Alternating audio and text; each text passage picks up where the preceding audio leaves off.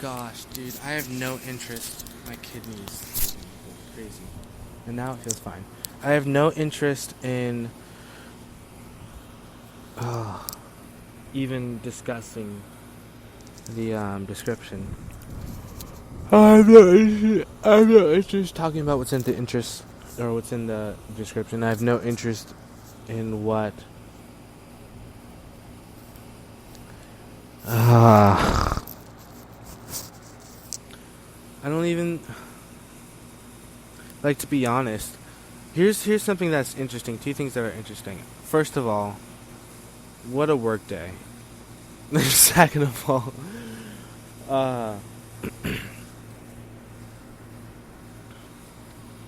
I did not want to make a broadcast this early in the afternoon. I was just gonna make a broadcast after 9 or after 10 o'clock or something, to be honest. And then also, not that it really matters, because it really doesn't matter to me, but I'm actually starting to pay attention to what others perceive, what others' perception are of might as well not even say it out loud. I just find out what other people's perceptions are. I don't know if they know me as Black Lantern or if they don't know me as Black Lantern. I don't even know if my identity has been revealed or if it hasn't. I don't even know if I have been, like, melding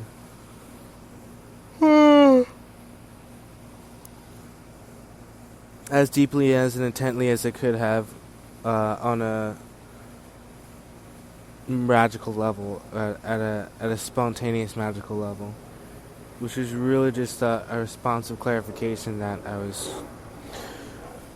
It really doesn't matter, but just a magical matter of fifth dimensional clarification that I was speaking to the very responsible spiritual enlightened master, whose name is Adama, who's my brother.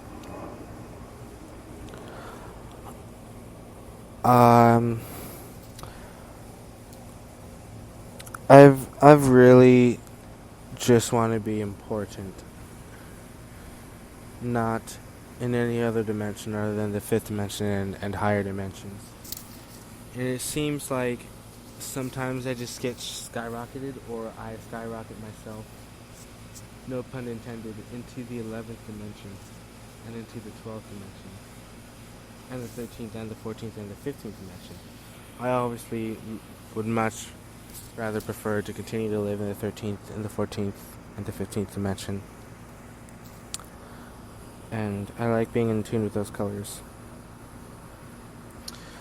But it's exhausting, you know? Even being an all, like, I'm not gonna lie, it's one day after St. Michael's Island or something like that. It's one day after that, or St. Michael's Island. And I think that is either it's 2 days after when I create this. It's 2 days after I created the 30th ray, where I created 15 rays after the 15th ray, and after the 20th ray and the 25th ray. So I was respecting his alignment with wanting to join in with the light, and whatever. If that's how freaking detail-orientedly exhausting it is, that I have to literally anchor energy and actually talk directly to Adama, then so be it. But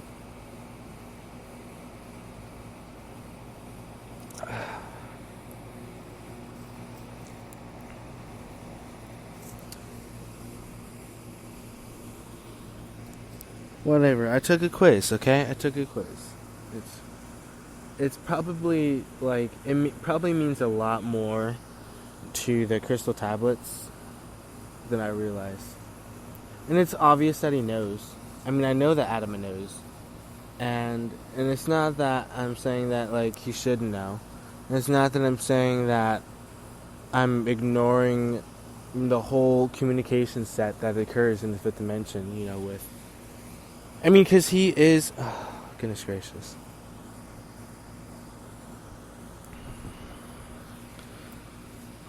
I have a lot of respect for him. Obviously, I prefer to speak telep- telepathy? Telepathically. I mean, I like to speak telepathically. That's my preferred form of communication. That's my preferred form of, like, communication. I mean, I don't even bother with it. Excuse me. I don't even bother with explaining that. Oh, first of all, I want to interject this really quickly. The outside appliance that's making all that noise is unbearably loud.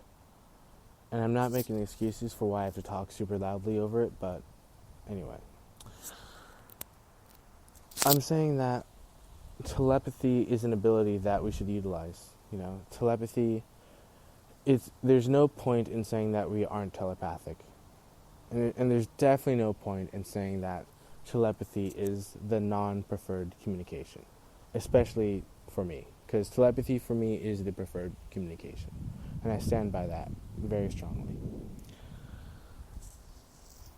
It seems like there's a whole set of things that actually didn't matter, because it seems like there's a whole perception of reality that was skewed from the actual understanding of what reality actually is.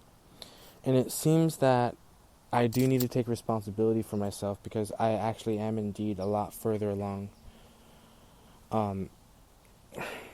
Not to like compare, because, for example, in terms of dream motion, motion is different. There's different levels of comparison of motion, because, motion is like comparing speed, or, for example, motion from a stationary object, which hasn't been, dream motion is completely different, obviously, and it has been very different for weeks. But I'm still in school, so there's still a lot of things that I still have to learn. So I'm very patient with the studies, and school's almost over, so I'm pretty excited about that.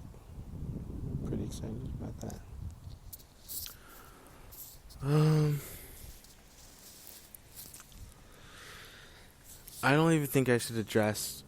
Like, I was actually, today's like the first day I stepped away from all the things that would, even in any dimension, would seem very, very honorable. Very honorable, very courageous, and very prestigious. All that whatever, dude. All that whatever jazz. Believe it or not, like, when I watched, I don't know, I usually don't listen to other people. But when I watched, it seemed very intriguing. And it seemed very I don't even know why. I don't even know why I care. I don't even know why I care. Why do I pay attention?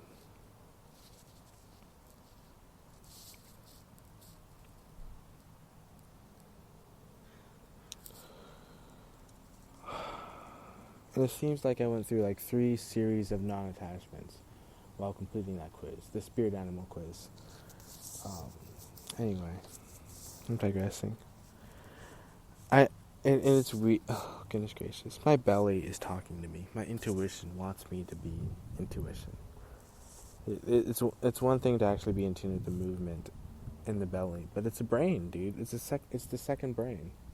It's the second brain, and there's no point in ignoring it. I need a lot of energy. A lot of energy.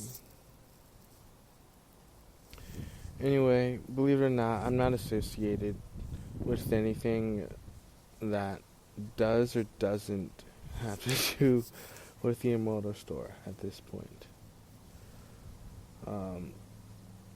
The pointing of the finger, of my right index finger, it seems to be overpowered in individual minds. So I'll just keep aware of that in consciousness.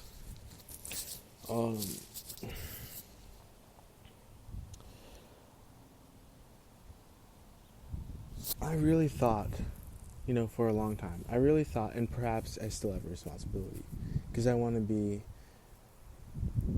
in the 5th dimension, obviously, and aware that I agree, because I think that's the first step, agreement. but I agree that 90%. I gotta read that. 90% isn't involved in duality. I think that's how it goes. Or 90% is aware of the duality. No, duality consciousness unified. There we go. But 90%. And live the way of harmlessness. Ashimsa. Asimsa.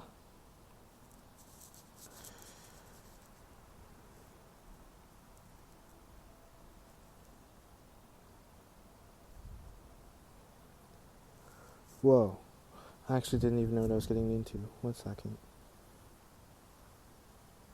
Whoa, let me just read this out loud. Adama, the head priest of Telos, presented the program for achieving direct contact with humans and the arrival plan. The 2 places of emergence are the cave springs in Dunsmuir and a cave at Big Bend Hot Springs. He said the program would start planting gardens as part of the Dunsmuir Botanical Gardens. He encouraged the founding welcoming committees in cities, towns, villages, and barrios around the planet. Adama also asked gardens be planted in special locations.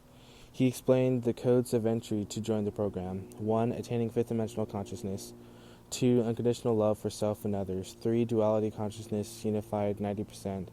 4. Live the way of harmlessness, that is also called asimsa in Sanskrit.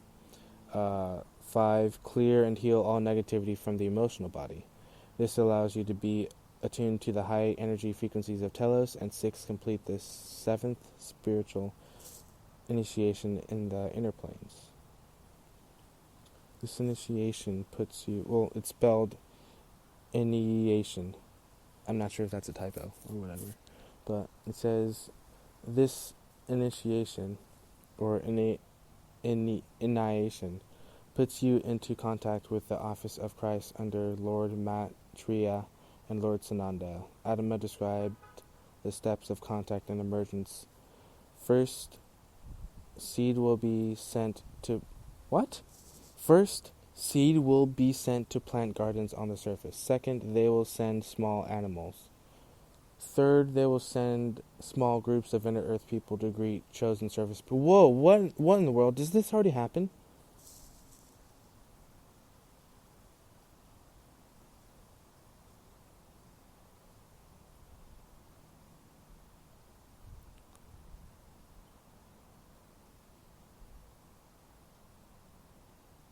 What? Did this already happen? I feel like this already happened. I feel like I actually already did that. What? I feel like I already accomplished that.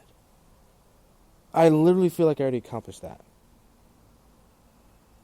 As the director... I mean, not that it matters that I'm the director of Project Lightseed or not the director of Project Lightseed, but...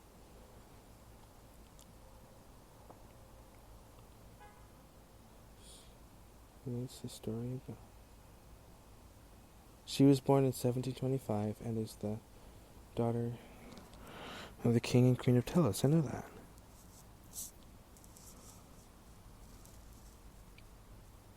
She now lives in Santa Fe, New Mexico?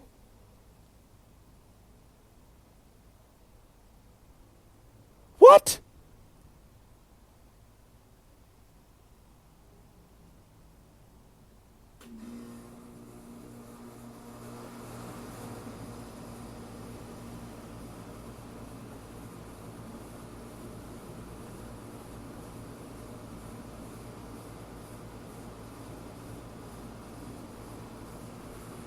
Emergence and the Ascension.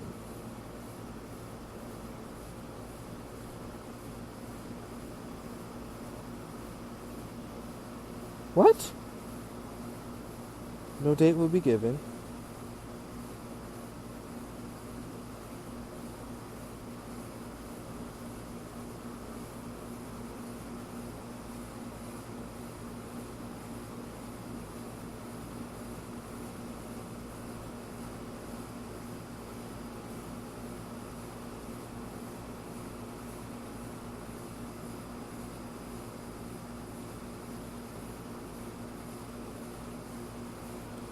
Oh.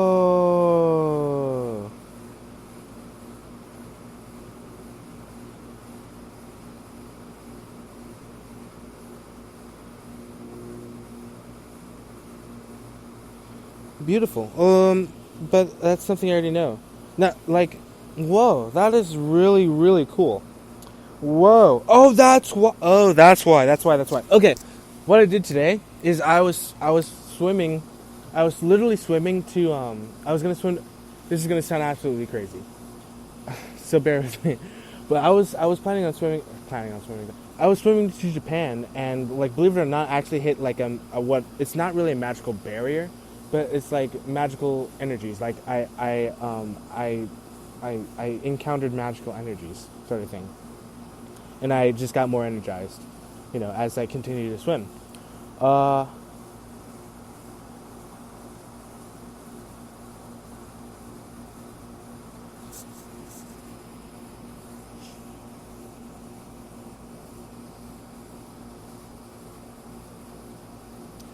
hmm.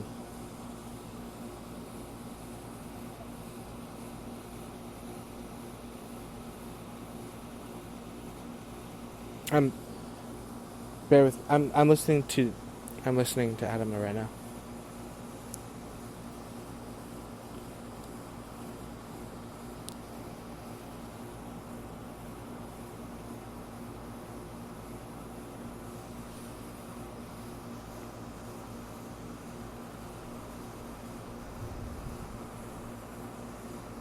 Um,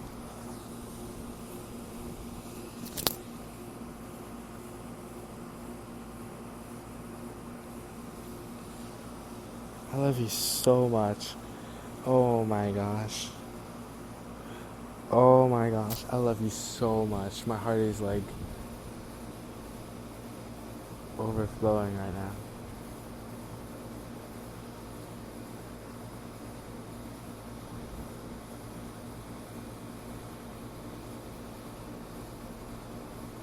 Okay.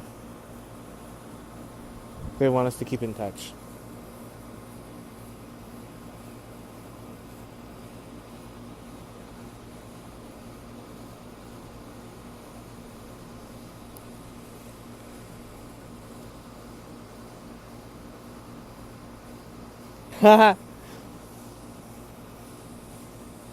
I hear your joy more than I hear your words, but I hear you. I love you so much.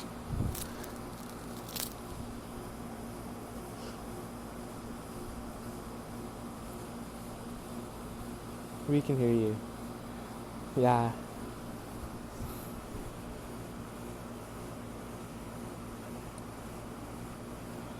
We want to be near you.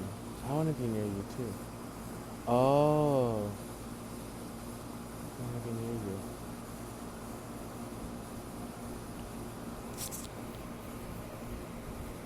This is. I understand.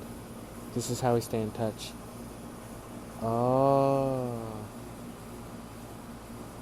Oh. Channeling. Um. Channeling. Oh. I feel you.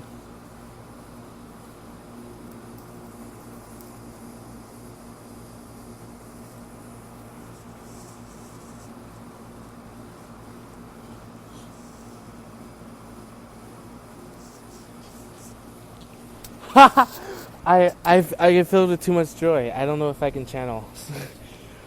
uh, you just explode me. You just explode me, dude. You just explode my mind. I love you so much that like you're always you're so special to me though. You cherish me. I cherish you. We cherish. Oh, love. Oh my gosh. Oh yeah. Deep within. Oh, I am oh my gosh. Mastership of mastery in terms of levels of love.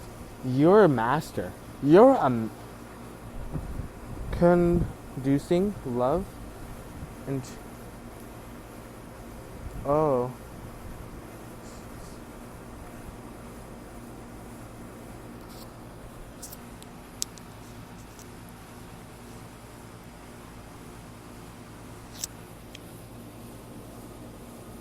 Oh yeah.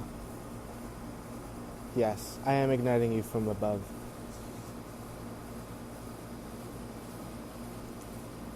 Nine. Night. Nine. Night. Oh. Um, oh. Belief bliss. Belief bliss. It starts with a B. Believe. Being.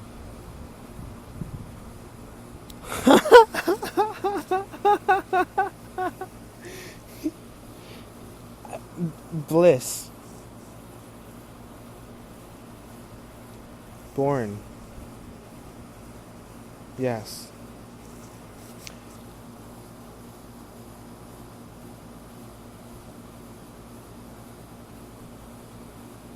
Born to be with me. Born.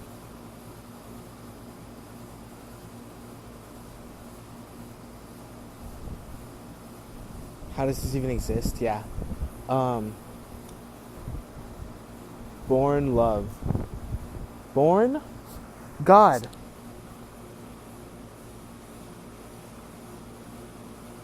Infinite love of the Creator. Love. Oh, yeah. All these. Oh, yeah. Draw within me. Lord, which is that. Lord, excuse me. Lord Melchizedek. Lord Merlin. Lord Sananda.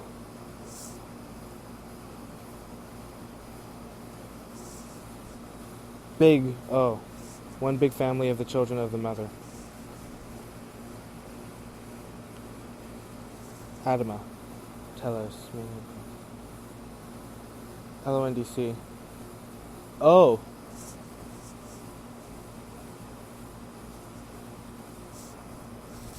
No. No, no, no, no, no, no, no. No, no, no, no, no. No. I'm just trying to express. Oh.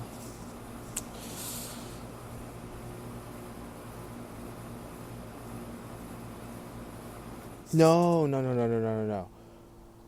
No, no, no. My pure intent is actually love. I do not intend to.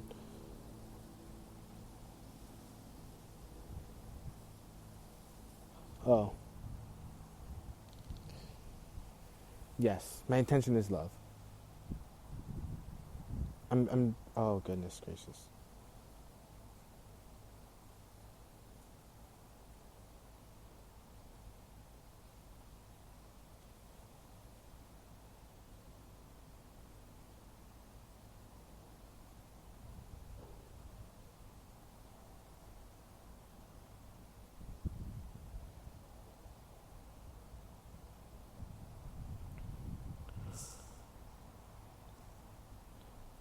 Ashtar. Of the Galactic Federation. Ashtar's command.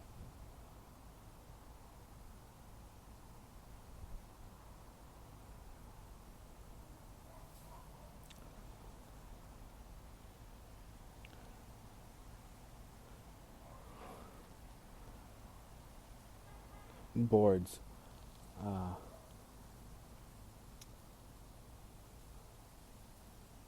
Oh. Understood.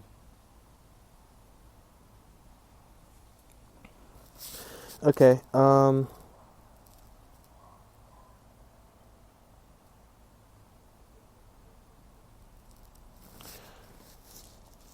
I wish. Hmm. I understand. I understand. So I am connecting.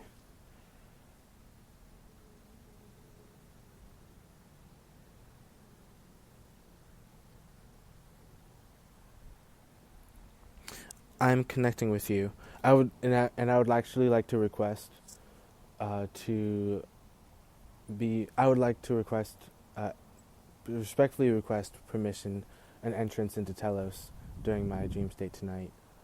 Um, However, one thing that comes to mind is the fact that I've, perhaps in my etheric body, or in my emotional body, or in my astral body, but I've gone to the, I've seen Telos, or not Telos. I've seen the mountain. I've seen Mount Shasta and I felt the energy of Telos. Whenever I get close to it, and the closer I get to it, the closer I feel. I mean, it feels real to me. If anything, the mountain is right next to me. Um, that was actually the wow. That was a very deep channeling session. I don't think I've experienced that many high vibrational energies at one time ever before. Wow.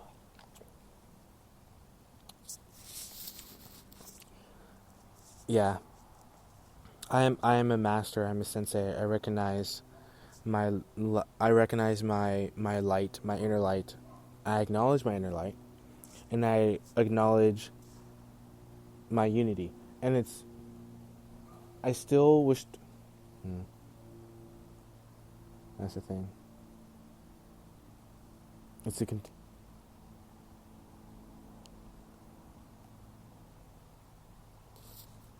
it's a continuous. Huh. Con-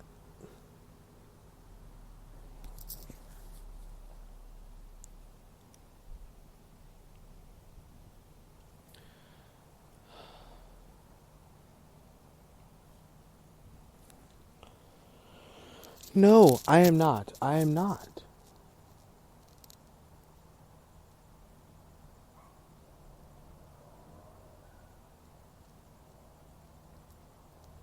Oh no. No no no no no. No.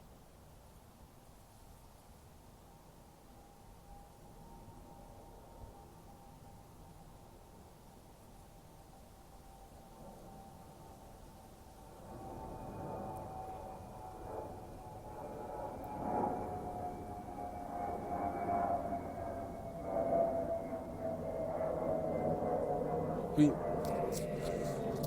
we obviously wish to remain in the fifth dimension.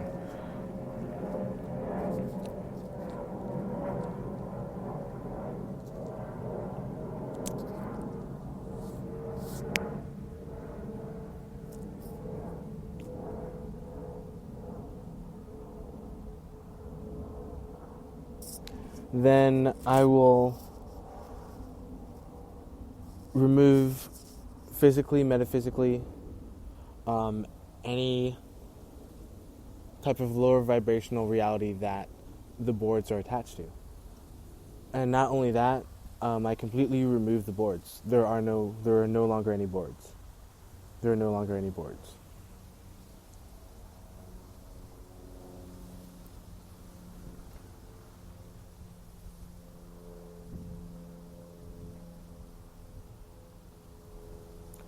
Oh.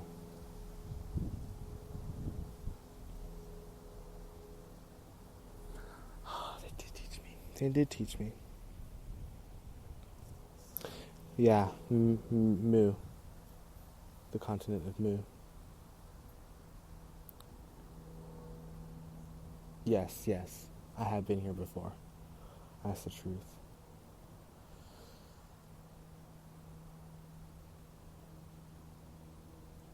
Atlantis.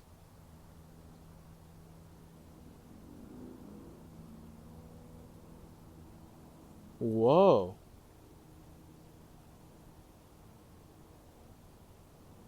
Yes, I wish to be. I. I. No. Oh my gosh. Oh my gosh. I understand. I understand.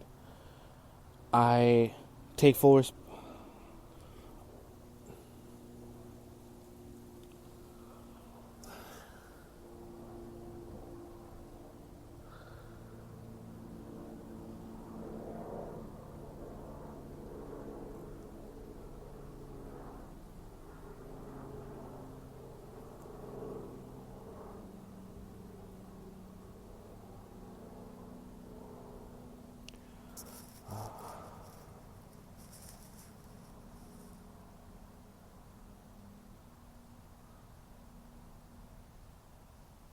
magical endeavors.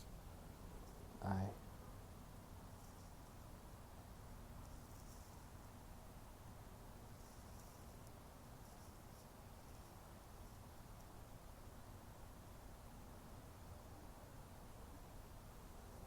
They want to hear me roar?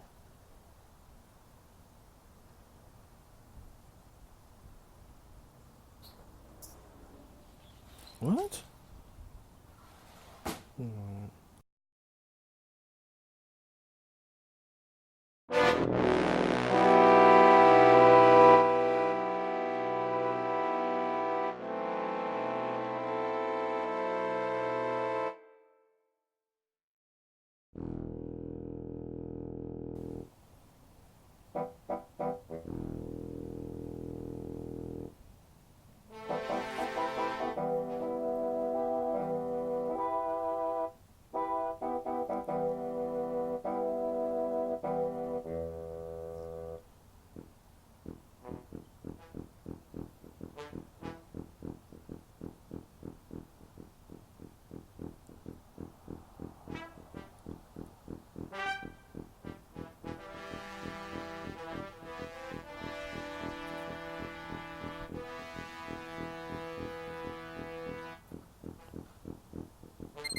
Oh. Um.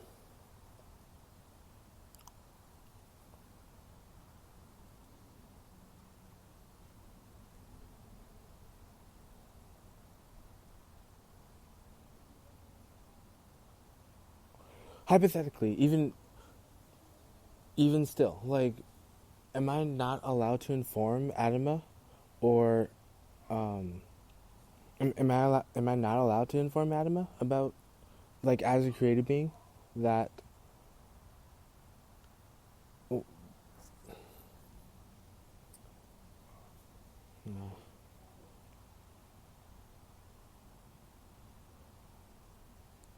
Yeah, it it would sound like denial if I said I don't really know what Kuan Yin wants.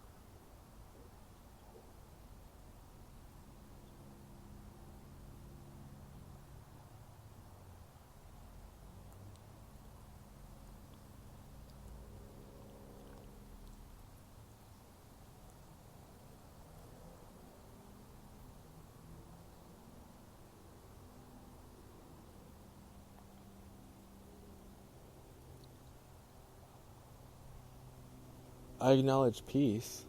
I acknowledge that I will forever continuously live in a state of peace, and I devote my whole mind, body, soul, and spirit to peace, and eternal peace at that.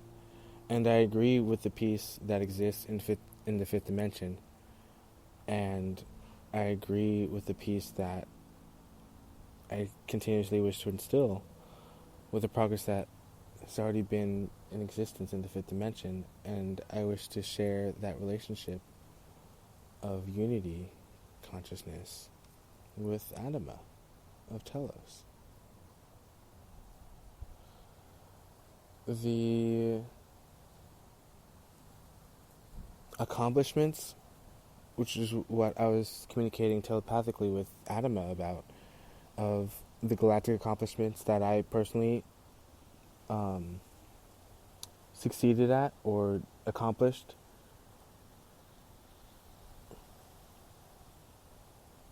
Uh, According to Adama,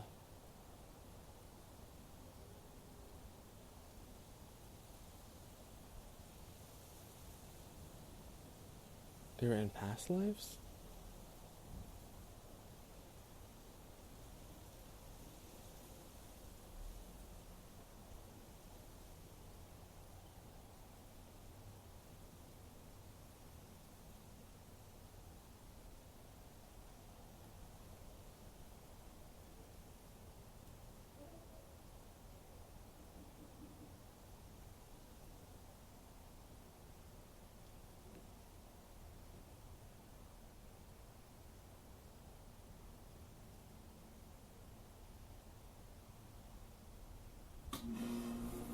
Oh, anyway, um,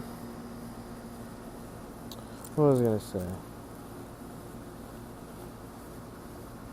For some reason, I'm not able to channel right now.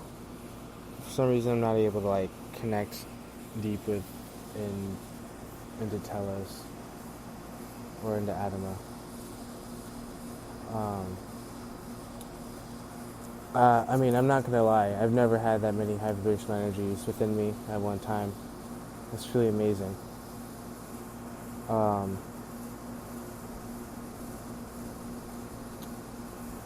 but I just do know that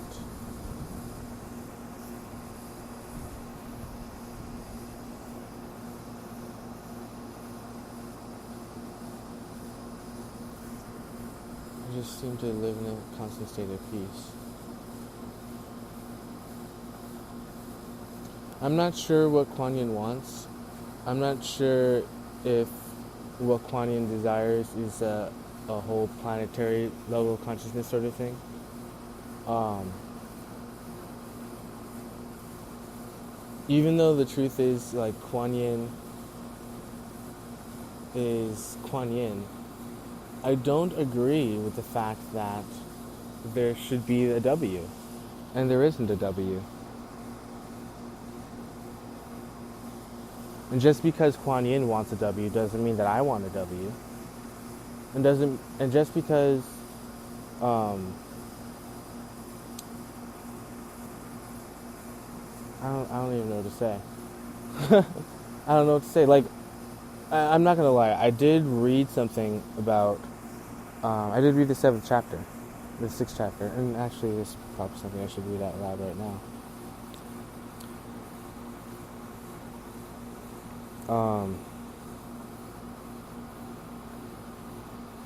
But ignorant and faithless persons who doubt the revealed scriptures do not attain God consciousness. For the doubting soul there is happiness neither in this world nor in the next. Therefore, one who has renounced the fruits of his action, whose doubts are destroyed by transcendental knowledge, and who is situated firmly in the self, is not bound by works, O conqueror of riches. Therefore, the doubts which have arisen in your heart out of ignorance should be slashed by the weapon of knowledge. Armed with yoga, O Bharata, stand and fight.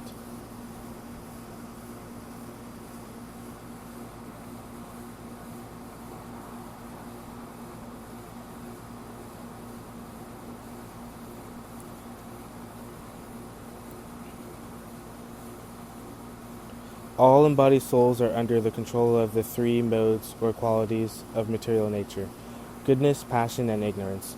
Lord Krishna explains what these modes are, how they act upon us, how one transcends them, and the symptoms of one who has attained the transcendental state. The Blessed Lord said, "Again I shall declare to you this supreme wisdom, the best of all knowledge, knowing which all the sages have attained to supreme perfection. By becoming fixed in this knowledge, one can attain to the transcendental nature, which is like my own nature. Thus established, one is not born at the time of creation, nor disturbed at the time of dissolution. The total material substance called Brahman is the source of birth, and it is that Brahman that I impregnate, making possible the births of all living beings, O son of Bharata. It should be understood that all species of life, O son of Kunti, are made possible by birth in this material nature, and that I am the seed-giving father. Material nature consists of the 3 modes: goodness, passion, and ignorance. When the living entity comes in contact with nature, he becomes conditioned by these modes. O sinless one, the mode of goodness, being purer than the others, is illuminating, and it frees one from all sinful reactions. Those situated in that mode develop knowledge, but they become conditioned by the concept of happiness. The mode of passion is born of unlimited desires and longings, O son of Kunti, and because of this one is bound to material fruitive activities. O son of Bharata, the mode of ignorance causes the delusion of all living entities. The result of this mode is madness, indolence, and sleep, which bind the conditioned soul. The mode of goodness conditions one to happiness, passion conditions him to the fruits of action, ignorance to madness. Sometimes the mode of passion becomes prominent, defeating the mode of goodness, O son of Bharata, and sometimes the mode of goodness defeats passion, and at other times the mode of ignorance defeats goodness and passion. In this way there is always competition for supremacy. The manifestations of the mode of goodness can be experienced when all the gates of the body are illuminated by knowledge. O chief of the Bharatas, when there is an increase in the mode of passion, the symptoms of great attachment, uncontrollable desire, hankering, and intense endeavor develop. O son of Kuru, when there is an increase in the mode of ignorance, madness, illusion, inertia, and darkness are manifested. When one dies in the mode of goodness, he attains to the pure higher planets. When one dies in the mode of passion, he takes birth among those engaged in fruitative activities, and when he dies in the mode of ignorance, he takes birth in the animal kingdom.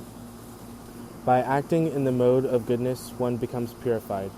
Works done in the mode of passion results in distress, and actions performed in the mode of ignorance result in foolishness. From the mode of goodness, real knowledge develops. From the mode of passion, grief develops. And from the mode of ignorance, foolishness, madness, and illusion develop. Those situated in the mode of goodness gradually go upward to the higher planets. Those in the mode of passion live on the earthly planets, and those in the mode of ignorance go down to the hellish worlds. When you see that there is nothing beyond these modes of nature in all activities, and that the Supreme Lord is transcendental to all these modes, then you can know my spiritual nature. When the embodied being is able to transcend these three modes, he can become free from death, birth, old age, and their distresses, and can enjoy nectar even in this life.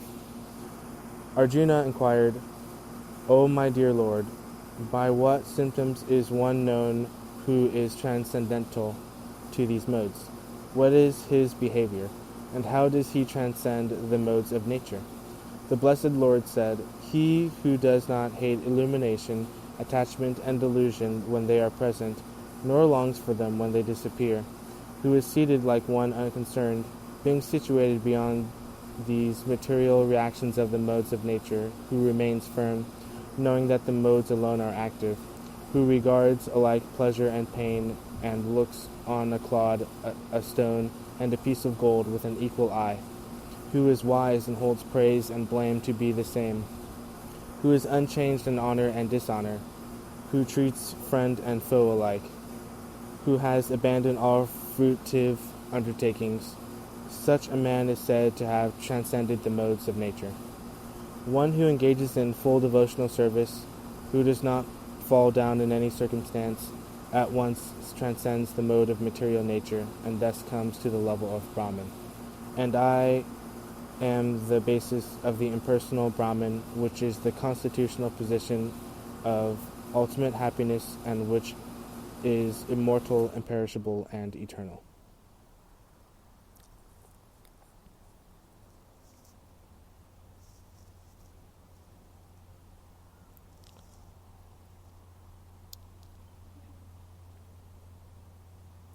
Krishna explains the meaning of renunciation and the effects of the modes of nature on human consciousness and activity. He explains Brahman realization, the glories of the Bhagavad Gita, and the ultimate conclusion of the Gita.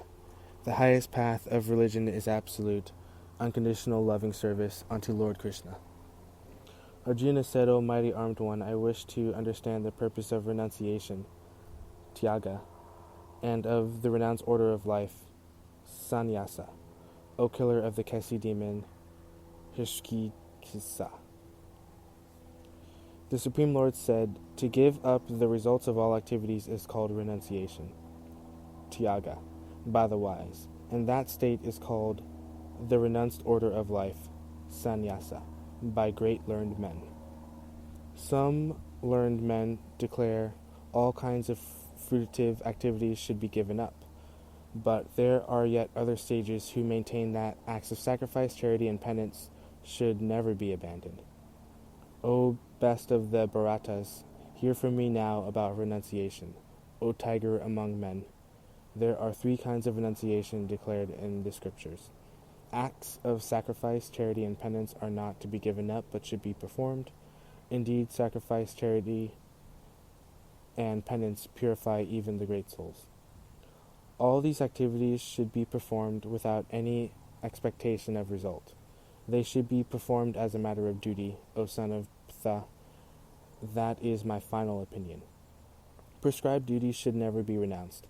If by illusion one gives up his prescribed duties, such renunciation is said to be in the mode of ignorance.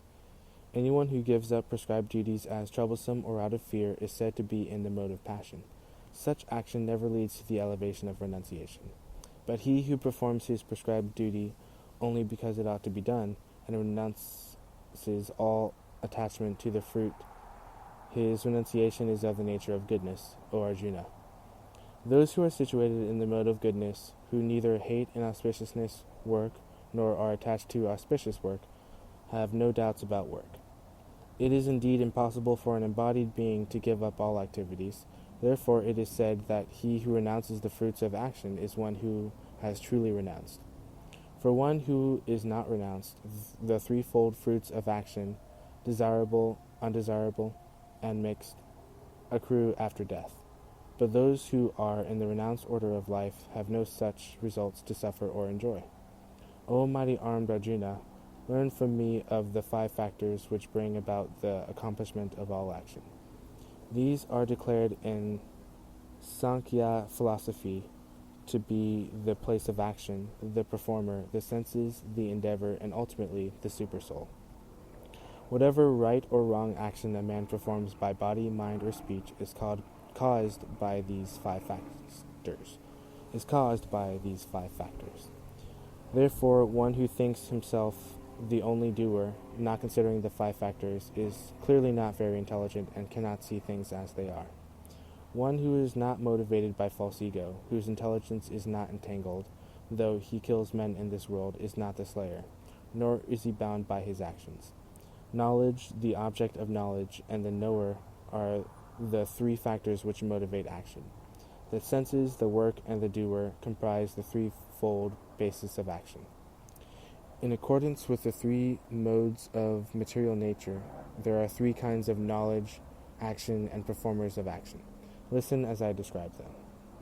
That knowledge by which one undivided spiritual nature is seen in all existences, undivided in the divided, is knowledge in the mode of goodness. That knowledge by which a different type of living entity is seen to be dwelling in different bodies is knowledge in the mode of passion.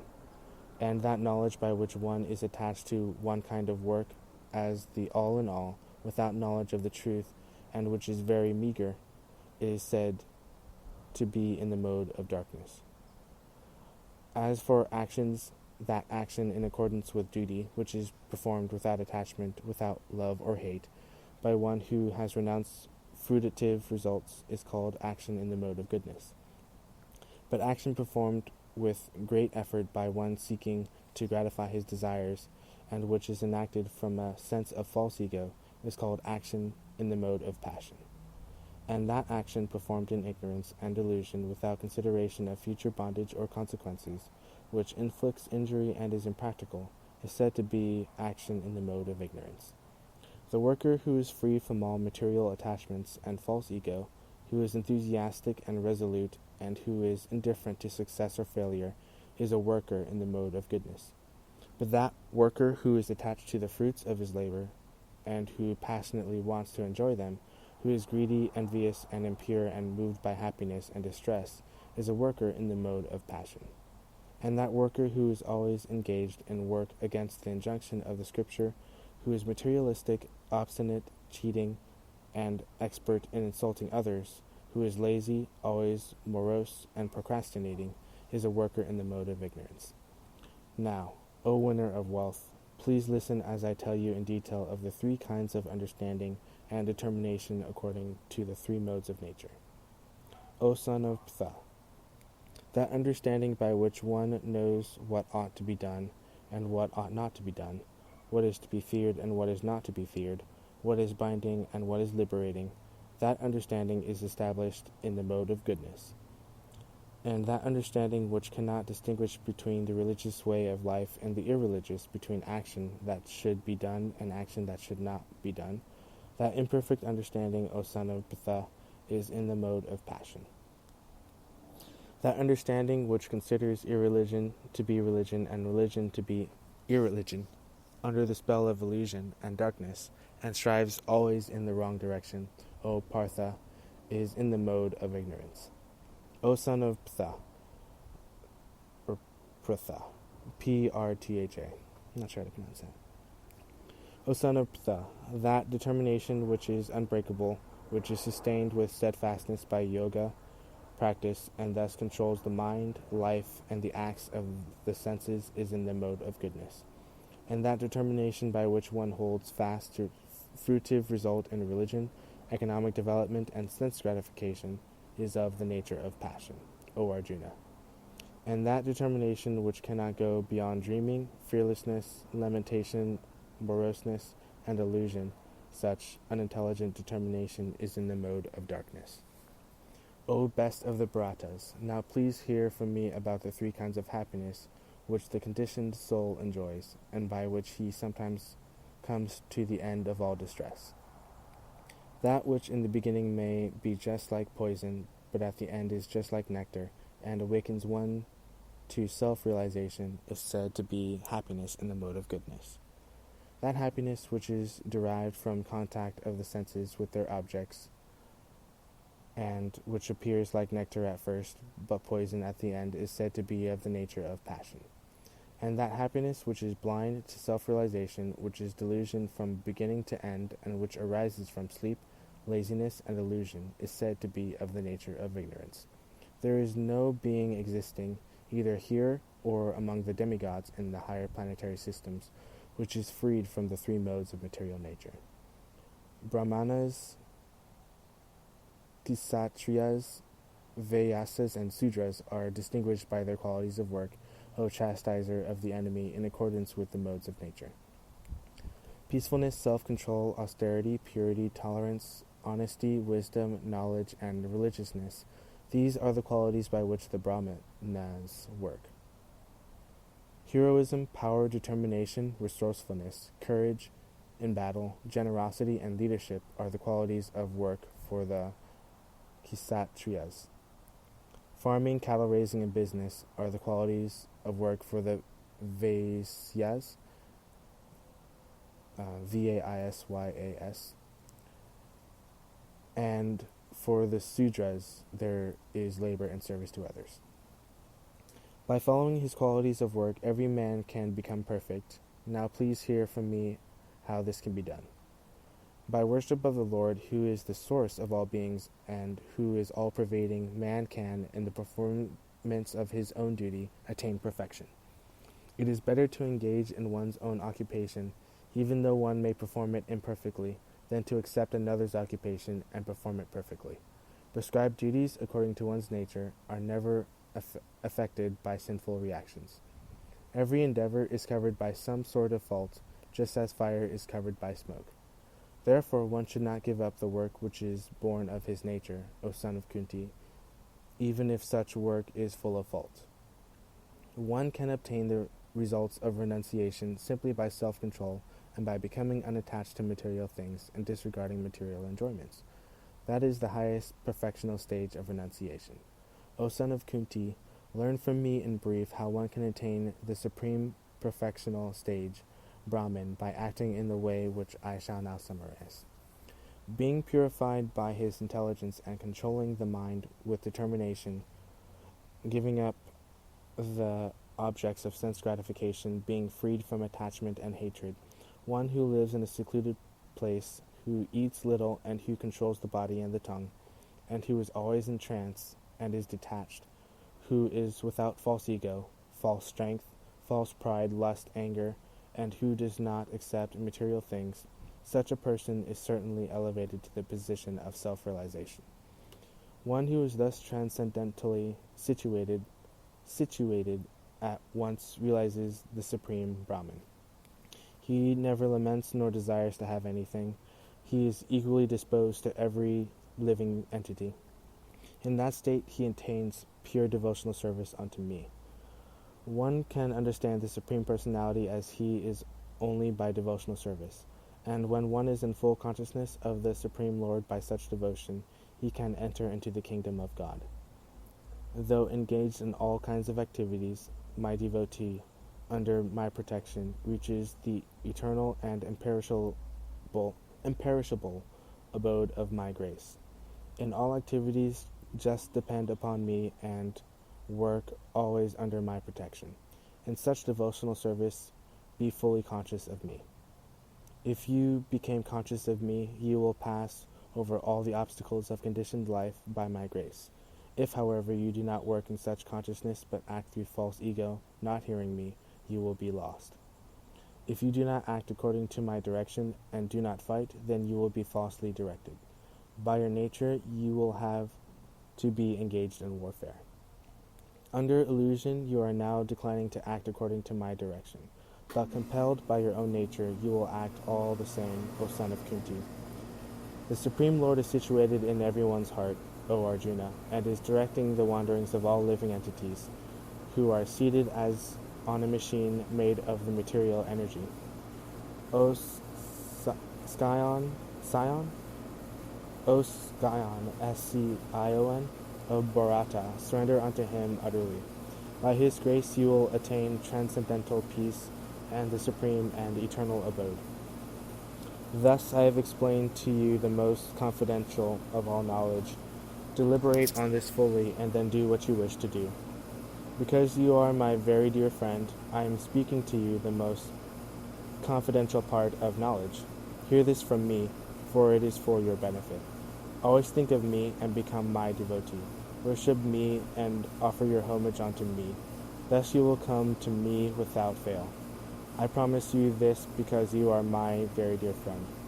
Abandon all varieties of religion and just surrender unto me. I shall deliver you from all sinful reaction. Do not fear.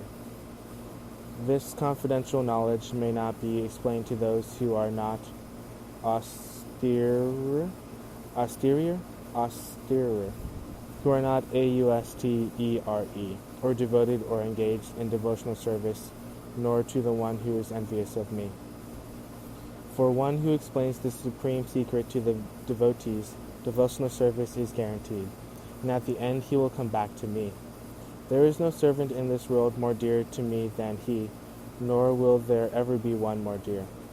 I declare that he who studies this sacred conversation worships me by his intelligence.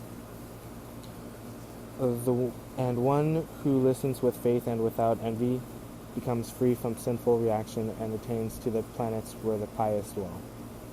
O conqueror of wealth, Arjuna, have you heard this attentively with your mind? And are your illusions and ignorance now dispelled? Arjuna said, My dear Krishna, O infallible one, my illusion is now gone. I have regained my memory by your mercy, and I am now firm and free from doubt and am prepared to act according to your instructions.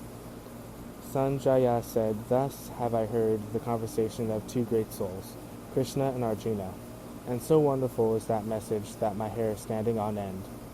By the mercy of Vyasa, I have heard these most confidential talks directly from the master of all mysticism, Krishna, who was speaking personally to Arjuna.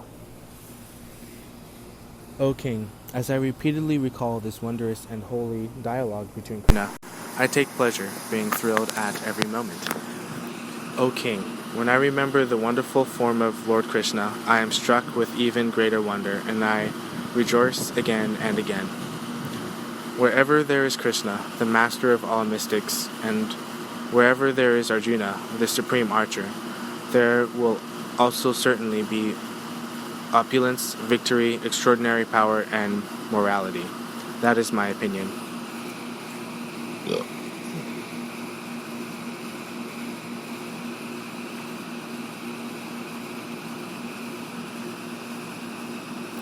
Those who possess demonic qualities and who live whimsically without following the regulations of Scripture attain lower births and further material bondage. But those who possess divine qualities and live regulated lives gradually attain spiritual perfection. The Blessed Lord said, Fearlessness, purification of one's existence, cultivation of spiritual knowledge, charity, self-control, performance of sacrifice, study of the Vedas, austerity and simplicity, nonviolence, truthfulness, freedom from anger, renunciation, tranquility, aversion to fault finding, compassion and freedom from covetousness, gentleness, modesty, and steady determination, vigor, forgiveness, fortitude, cleanliness, freedom from envy, and the passion for honor. These transcendental qualities, O son of Bharata, belong to godly men endowed with divine nature. Arrogance, pride, anger, conceit, harshness, and ignorance, these qualities belong to those of demonic nature, O son of Ptha.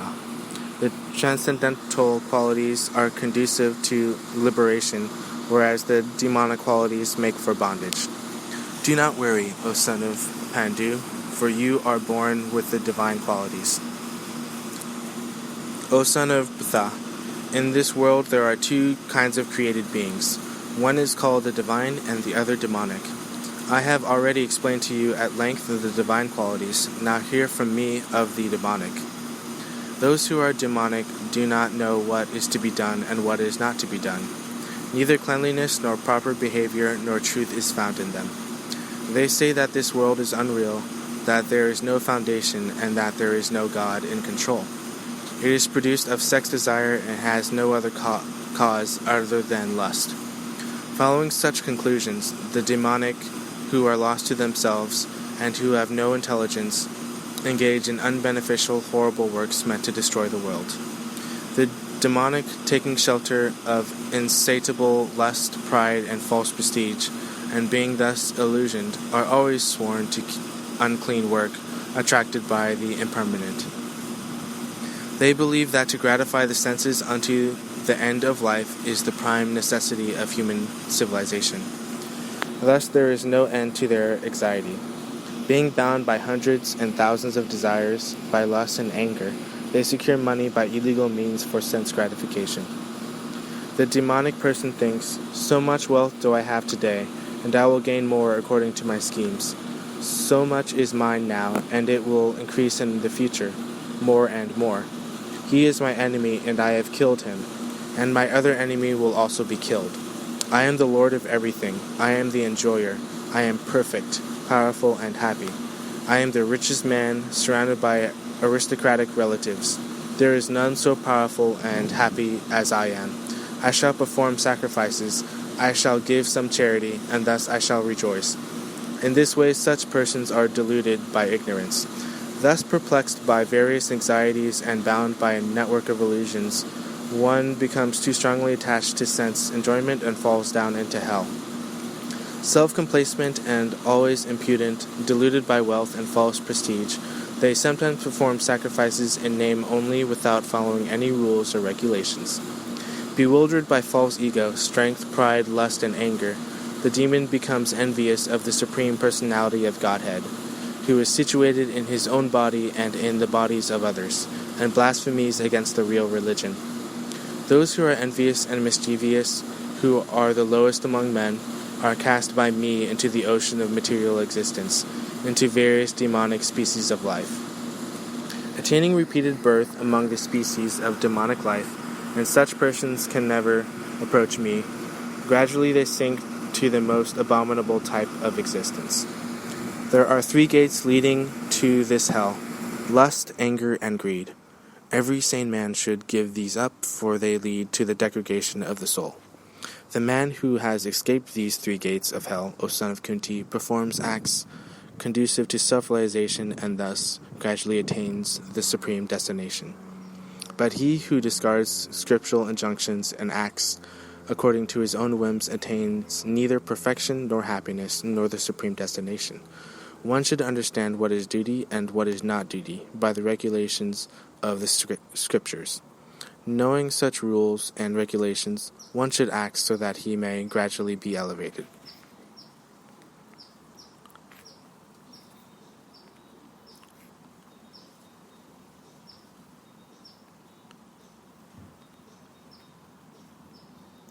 By remembering Lord Krishna in devotion throughout one's life, and especially at the time of death, one can attain to his supreme abode beyond the material world. Arjuna inquired, O my Lord, O Supreme Person, what is Brahman? What is the Self? What are fruitive activities? What is this material manifestation? And what are the demigods? Please explain this to me. How does this Lord of sacrifice live in the body, and in which part does he live, O Madhusudana? And how can those engaged in devotional service know you at the time of death? The Supreme Lord said, the indestructible, transcendental living entity is called Brahman, and his eternal nature is called the Self. Action pertaining to the development of these material bodies is called karma, or fruitive activities. Physical nature is known to be endlessly mutable.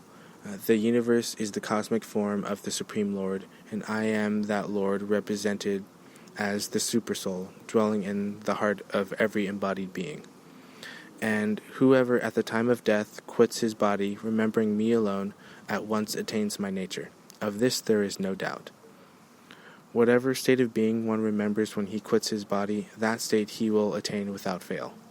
Therefore, Arjuna, you should always think of me in the form of Krishna, and at the same time carry out your prescribed duty of fighting. With your activities dedicated to me and your mind and intelligence fixed on me, you will attain me without doubt. He who meditates on the Supreme Personality of Godhead, his mind constantly engaged in remembering me, undeviated from the path, he, O Partha, Arjuna, is sure to reach me. One should meditate upon the Supreme Person as the one who knows everything, as he who is the oldest, who is the controller, who is smaller than the smallest, who is the maintainer of everything, who is beyond all material conception, who is inconceivable, and who is always a person. He is luminous like the sun, and being transcendental is beyond this material nature. One who, at the time of death, fixes his life air between the eyebrows and in full devotion engages himself in remembering the Supreme Lord, will certainly attain to the Supreme Personality of Godhead. Persons learned in the Vedas who utter Omkara, and who are great sages in their renounced order, enter into Brahman. Desiring such perfection, one practices celibacy. I shall now explain to you this process by which one may attain salvation. The yogic situation is that of detachment from all sensual engagements, closing all the doors of the senses and fixing the mind on the heart and the life air at the top of the head. One establishes himself in yoga. After being situated in this yoga practice and vibrating the sacred syllable Om, the supreme combination of letters, if one thinks of the Supreme Personality of Godhead and quits his body, he will certainly reach the spiritual planets. For one who remembers me without deviation, I am easy to obtain, O son of Pritha, because of his constant engagement in devotional service. After attaining me, the great souls, who are yogis in devotion, never return to this temporary world, which is full of miseries, because they have attained the highest perfection.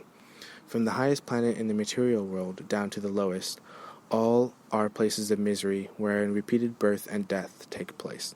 But one who attains to my abode, O son of Kunti, never takes birth again. By human calculation, 1,000 ages taken together is the duration of Brahma's one day, and such also is the duration of his night. When Brahma's day is manifest, this multitude of living entities come into being, and at the arrival of Brahma's night, they are all annihilated. Again and again the day comes, and this host of beings is active, and again the night falls, O Partha, and they are helplessly dissolved. Yet there is another nature, which is eternal and transcendental to this manifested and unmanifested matter. It is supreme and is never annihilated. When all in this world is annihilated, that part remains as it is. That supreme abode is called unmanifested and infallible, and it is the supreme destination. When one goes there, he never comes back. That is my supreme abode. The Supreme Personality of Godhead, who is greater than all, is attainable by unalloyed devotion. Although he is present in his abode, he is all-pervading, and everything is situated within him. O best of the Bharatas, I shall now explain to you the different times at which, passing away from this world, one does or does not come back. Those who know the Supreme Brahman pass away from the world during the influence of the fiery god, in the light at an auspicious moment, during the fortnight of the moon in the 6 months when the sun travels in the north. The mystic who passes away from this world during the smoke, the night, the moonlight fortnight, or in the 6 months when the sun passes to the south, or who reaches the moon planet, again comes back. According to the Vedas, there are 2 ways of passing from this world, one in light and one in darkness. When one passes in light, he does not come back, but when one passes in darkness, he returns. The devotees who know these 2 paths, O Arjuna, are never bewildered. Therefore be always fixed in devotion. A person who accepts the path of devotional service is not bereft of the results derived from studying the Vedas, performing austere sacrifices, giving charity, or pursuing philosophical and fruitive activities. At the end, he reaches the supreme abode.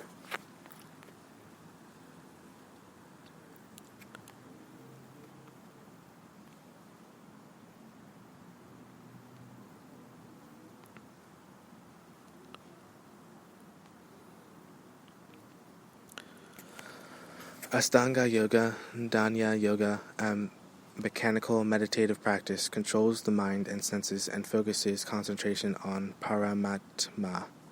Paramatma, the supersoul, the form of the Lord situated in the heart. This practice culminates in Samadhi, full consciousness of the Supreme. The Blessed Lord said, "One who is unattached to the fruits of his work, and who works as he is obligated, is in the renounced order of life. And he is the true mystic, not he who lights no fire and performs no work." What is called renunciation is the same as yoga, or linking oneself with the Supreme, for no one can become a yogi unless he renounces the desire for sense gratification. For one who is a neophyte in the eightfold yoga system, work is said to be the means, and for one who has already attained to yoga, cessation of all material activities is said to be the means. A person is said to have attained to yoga when, having renounced all material desires, he neither acts for sense gratification nor engages in fruitive activities. A man must elevate himself by his own mind, not degrade himself. The mind is the friend of the conditioned soul, and his enemy as well. For him who has conquered the mind is the best of friends. But for one who has failed to do so, his very mind will be the greatest enemy. For one who has conquered the mind, the supersoul is already reached, for he has attained tranquility. To such a man, happiness and distress, heat and cold, honor and dishonor are all the same. A person is said to be established in self-realization and is called a yogi, or mystic, when he is fully satisfied by virtue of acquired knowledge and realization. Such a person is situated in transcendence and is self-controlled. He sees everything, whether it be pebbles, stones, or gold, as the same. A person is said to be still further advanced when he regards all, the honest well-wisher, friends and enemies, the envious, the pious, the sinner, and those who are indifferent and impartial, with an equal mind. A transcendentalist should always try to concentrate his mind on the Supreme Self. He should live alone in a secluded place and should always carefully control his mind. He should be free from desires and feelings of possessiveness. To practice yoga, one should go to a secluded place and should lay kusa grass on the ground and then cover it with a deerskin and a soft cloth. The seat should neither be too high nor too low, and should be situated in a sacred place. The yogi should then sit on it very firmly and should practice yoga by controlling the mind and the senses, purifying the heart, and fixing the mind on one point. One should hold one's body, neck, and head erect in a straight line and stare steadily at the tip of the nose. Thus, with an unagitated, subdued mind, devoid of fear, completely free from sex life, one should meditate upon me within the heart and make me the ultimate goal of life.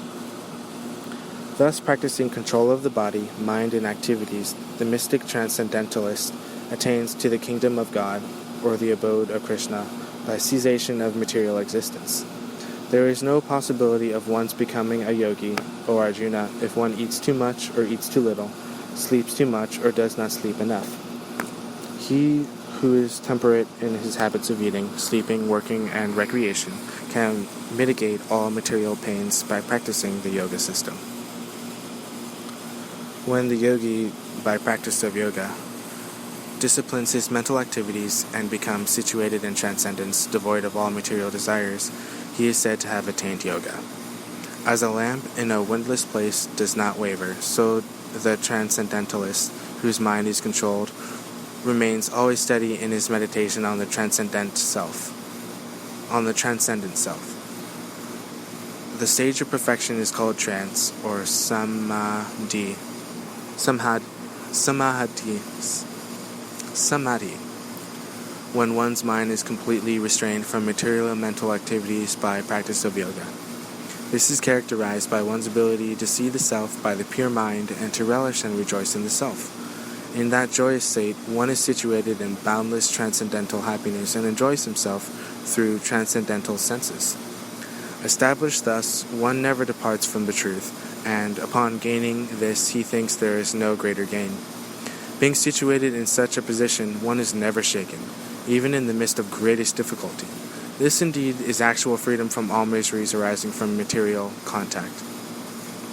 One should engage oneself in the practice of yoga with undeviating determination and faith. One should abandon without exception all material desires born of false ego, and thus control all the senses on all sides by the mind. Gradually, step by step, with full conviction, one should become situated in trance by means of intelligence, and thus the mind should be fixed on the self alone and should think of nothing else. From whatever and wherever the mind wanders due to its flickering and unsteady nature, one must certainly withdraw it and bring it back under the control of the self. The yogi, whose mind is fixed on me, verily attains the highest happiness. By virtue of his identity with Brahman, he is liberated. His mind is peaceful, his passions are quieted, and he is freed from sin. Steady in the self, being freed from all material contamination, the yogi achieves the highest perfectional stage of happiness in touch with the Supreme Consciousness. A true yogi observes me in all beings and also sees every being in me.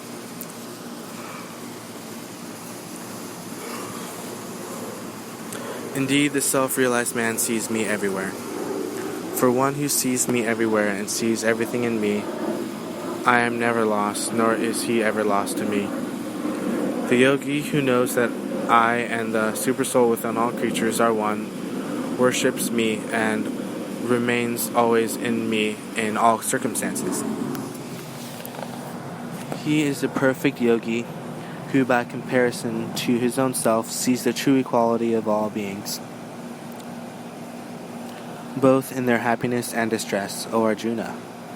Arjuna said, O Madhusudana, the system of yoga which you have summarized appears impractical and unendurable to me, for the mind is restless and unsteady. For the mind is restless, turbulent, obstinate, and very strong, O Krishna, and to subdue it is, it seems to me, more difficult than controlling the wind. The blessed Lord said, O mighty-armed son of Kunti, it is undoubtedly very difficult to curb the restless mind, but it is possible by constant practice and by detachment. For one whose mind is unbridled, self-realization is difficult work. But he whose mind is controlled, and who strives by right means, is assured of success. That is my opinion. Arjuna said, What is the destination of the man of faith who does not persevere, who is in the beginning takes to the process of self-realization, but who later desists due to worldly mindedness, and thus does not attain perfection in mysticism? O mighty-armed Krishna, does not such a man, being deviated from the path of transcendence, perish like a riven cloud, with no position in any sphere? This is my doubt, O Krishna, and I ask you to dispel it completely. But for yourself, no one is to be found who can destroy this doubt. The blessed Lord said, "Son of Prithra, a transcendentalist engaged in auspicious activities does not meet with destruction either in this world or in the spiritual world. One who does good, my friend, is never overcome by evil. The unsuccessful yogi, after many, many years of enjoyment on the planets of the pious living entities, is born into a family of righteous people or into a family of rich aristocracy. He takes his birth in a family of transcendentalists who are surely great in wisdom. Verily, such a birth is rare in this world. On taking such a birth, he again revives the divine consciousness of his previous life, and he tries to make further progress in order to achieve complete success, O son of Kuru. By virtue of the divine consciousness of his previous life, he automatically becomes attracted to the yogic principles, even without seeking them. Such an inquisitive transcendentalist, striving for yoga, always stands above the ritualistic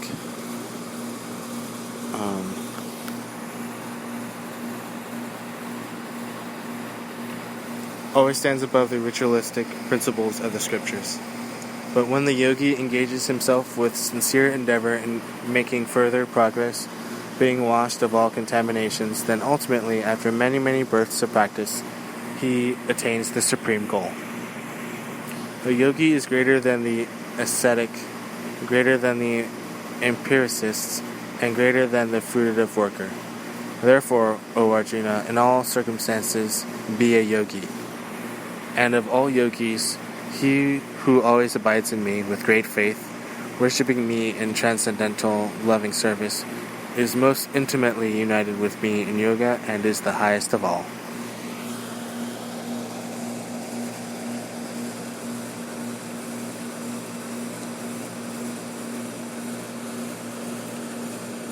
As opposing armies stand poised for battle, Arjuna, the mighty warrior, sees his intimate relatives, teachers, and friends in both armies ready to fight and sacrifice their lives. Dhritarashtra said, O Sanjaya, after assembling in the place of pilgrimage at Kurukshetra, what did my sons and the sons of Pandu do, being desirous to fight? Sanjaya said, O king, after looking over the army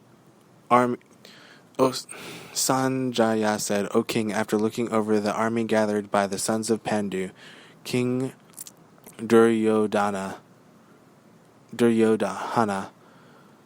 went to his teacher and began to speak the following words. O my teacher, behold the great army of the sons of Pandu, so expertly arranged by your intelligent disciple, the son of Drupada.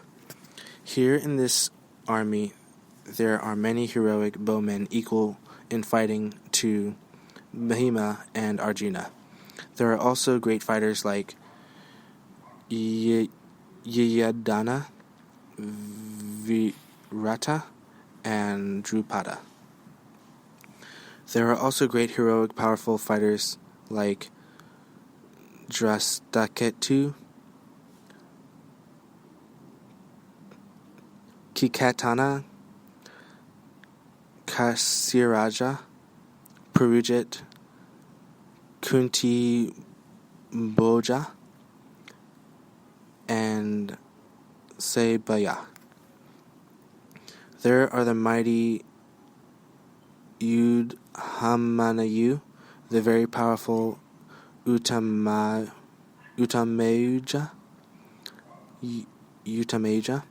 the son of Subhadra, and the sons of Draupadi. All these warriors are great chariot fighters. O best of the Brahmanas, for your information, let me tell you about the captains who are especially qualified to lead my military force.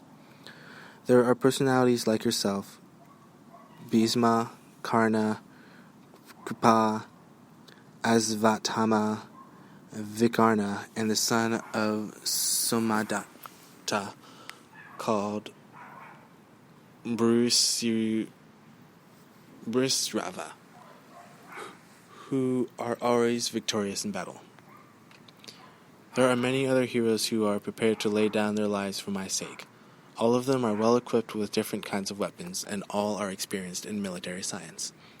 Our strength is immeasurable, and we are perfectly protected by Grandfather Bhisma, whereas the strength of the Pandavas, carefully protected by Bhima, is limited.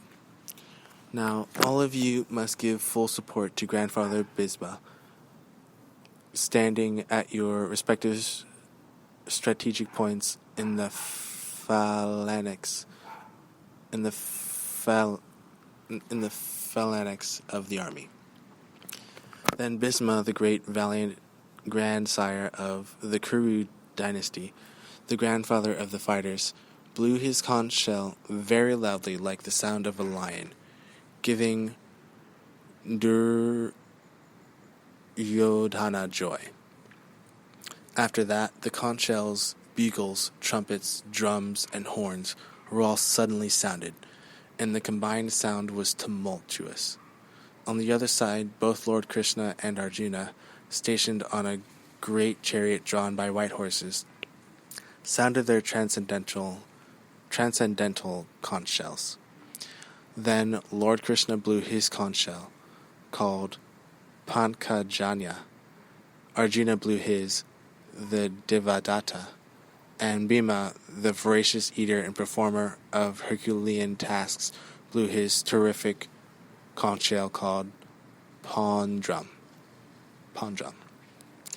King Yudhisthira, the son of Kunti, blew his conch shell,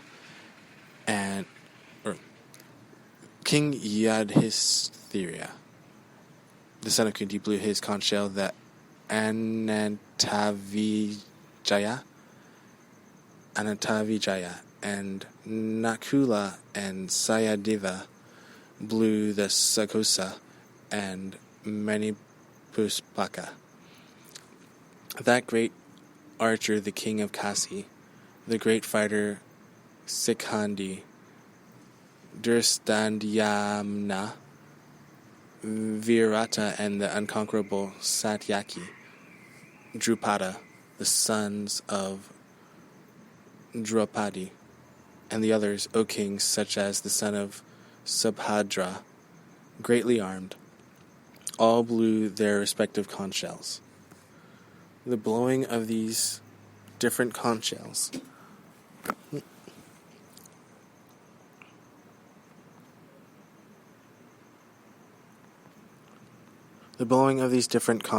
became uproarious, and thus vibrating both in the sky and on the earth, it shattered the hearts of the sons of Dhritarashtra. O king, at the time Arjuna, the son of Pandu, who was seated in his chariot, his flag marked with Hanuman, took up his bow and prepared to shoot his arrows. Looking at the sons of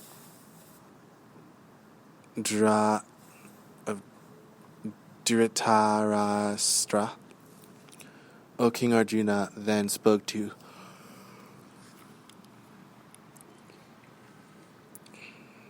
Hrisekisa, Krishna, these words. Arjuna said, O infallible one, please draw my chariot between the two armies so that I may see who is present here, who is desirous of fighting, and with whom I must contend in this great battle attempt. Let me see those who have come here to fight, wishing to please the evil-minded son of Dhritarashtra. Sanjaya said, O descendant of Bharata, being thus addressed by Arjuna, Lord Krishna drew up the fine chariot in the midst of the armies of both parties. In the presence of Bhisma, Drona, and all other chieftains of the world, Hrisekisa,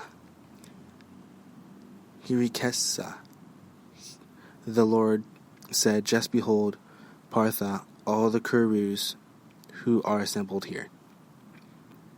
There Arjuna could see within the midst of the armies of both parties his fathers, grandfathers, teachers, maternal uncles, brothers, sons, grandsons, friends, and also his father-in-law and well-wishers all present there. When the son of Kunti, Arjuna, saw all these different grades of friends and relatives, he became overwhelmed with compassion and spoke thus. Arjuna said, "My dear Krishna, seeing my friends and relatives present before me in such a fighting spirit, I feel the limbs of my body quivering and my mouth drying up. My whole body is trembling, and my hair is standing on end. My bow Gandiva is slipping from my hand, and my skin is burning. I am now unable to stand here any longer. I am forgetting myself, and my mind is reeling. I foresee only evil, O killer of the Kesi demon. I do not see how any good can come from killing my own kinsmen in this battle, nor can I, my dear Krishna, desire any subsequent victory, kingdom, or happiness. O Govinda, of what avail to us are kingdoms and happiness, or even life itself, when all those for whom we may desire them are now arrayed in this battlefield? O Madhusudana, when teachers, fathers, sons, grandfathers, maternal uncles, fathers-in-laws, grandsons, brothers-in-law, and all relatives are ready to give up their lives and properties and are standing before me, then why should I wish to kill them, though I may survive? O maintainer of all creatures, I am not prepared to fight with them, even in exchange for the 3 worlds, let alone this earth. Sin will overcome us if we slay such aggressors. Therefore, it is not proper for us to kill the sons of Dhritarashtra and our friends. What should we gain, O Krishna, husband of the goddess of fortune, and how could we be happy by killing our own kinsmen? O Janardana, although these men, overtaken by greed, see no fault in killing one's family or quarreling with friends, why should we, with knowledge of the sin, engage in these acts? With the destruction of dynasty, the eternal family tradition is vanquished, and thus the rest of the family becomes involved in irreligious practice. When irreligion is prominent in the family, O Krishna, the women of the family become corrupt, and from the degradation of womanhood, O descendant of Vrisni, VRSNI, comes unwanted progeny. When there is increase of unwanted population, a hellish situation is created both for the family and for those who destroy the family tradition. In such corrupt families, there is no offering of oblations of food and water to the ancestors. Due to the evil deeds of the destroyers of family tradition, all kinds of community projects and family welfare activities are devastated. O Krishna, maintainer of the people, I have heard by disciplic succession that those who destroy family traditions dwell always in hell. Alas, how strange is it that we are preparing to commit greatly sinful acts. Alas, how strange it is that we are preparing to commit greatly sinful acts, driven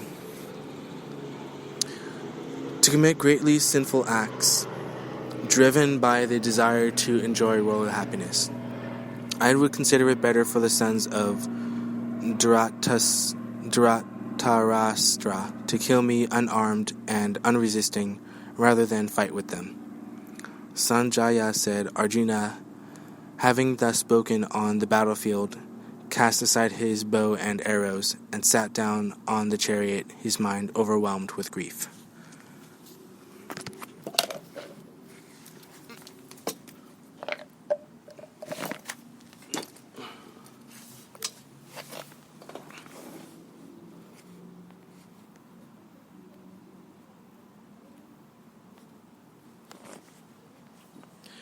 Everyone must engage in some sort of activity in this material world, but actions can either bind one to this world or liberate one from it.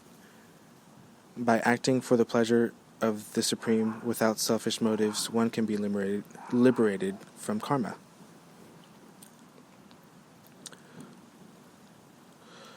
Arjuna said, O Janardana, O Kesava, why do you urge me to engage in this ghastly warfare, if you think that intelligence is better than fruitive work? My intelligence is bewildered by your equivocal instructions. Therefore, please tell me decisively what is most beneficial for me. The Blessed Lord said, O sinless Arjuna, I have already explained that there are two classes of men who realize the self. Some are inclined to understand him by empirical, philosophical speculation, and others are inclined to know him by devotional work. Not by merely abstaining from work can one achieve freedom from reaction, nor by renunciation alone can one attain perfection. All men are forced to act helplessly according to the impulses born of the modes of material nature. Therefore, no one can refrain from doing something, not even for a moment. One who restrains the senses and organs of action, but whose mind dwells on sense objects, certainly deludes himself and is called a pretender. On the other hand, he who controls the senses by the mind and engages his active organs and work of devotion without attachment is by far superior. Perform your prescribed duty, for action is better than inaction. A man cannot even maintain his physical body without work. Work done as a sacrifice for Vishnu has to be performed. Otherwise, work binds one to this material world. Therefore, O son of Kunti, perform your prescribed duties for his satisfaction, and in that way you will always be remained unattached and free from bondage. In the beginning of creation, the Lord of all creatures sent forth generations of men and demigods, along with sacrifices for Vishnu, and blessed them by saying, Be thou happy by this yajna, sacrifice, close parentheses, because its performance will bestow upon you all desirable things. The demigods, being pleased by sacrifices, will also please you. Thus, nourishing one another, there will reign general prosperity for all. In charge of the various necessities of life, the demigods, being satisfied by the performance of yajna, sacrifice, supply all necessities to man. But he who enjoys these gifts without offering them to the demigods in return is certainly a thief. The devotees of the Lord are released from all kinds of sins because they eat food which is offered first for sacrifice. Others who prepare food for personal sense enjoyment verily eat only sin. All living bodies subsist on food grains, which are produced from rain. Rains are produced by performance of yajna, sacrifice, and yajna is born of prescribed duties. Regulated activities are described in the Vedas, and the Vedas are directly manifested from the Supreme Personality of Godhead. Consequently, the all-pervading transcendence is eternally situated in acts of sacrifice. My dear Arjuna, a man who does not follow this prescribed Vedic system of sacrifice certainly leads a life of sin, for a person delighting only in the senses lives in vain. One who is, however, taking pleasure in the self, who is illumined in the self, who rejoices in and is satisfied with the self only, fully satiated, for him there is no duty. A self-realized man has no purpose to fulfill in the discharge of his prescribed duties, nor has he any reason not to perform such work, nor has he any need to depend on any other living being. Therefore, without being attached to the fruits of activities, one should act as a matter of duty, for by working without attachment, one attains the Supreme. Even kings like Janaka and others attained the perfectional stage by performance of prescribed duties. Therefore, just for the sake of educating the people in general, you should perform your work. Whatever action is performed by a great man, common men follow in his footsteps, and whatever standards he sets by exemplary acts, all the world pursues.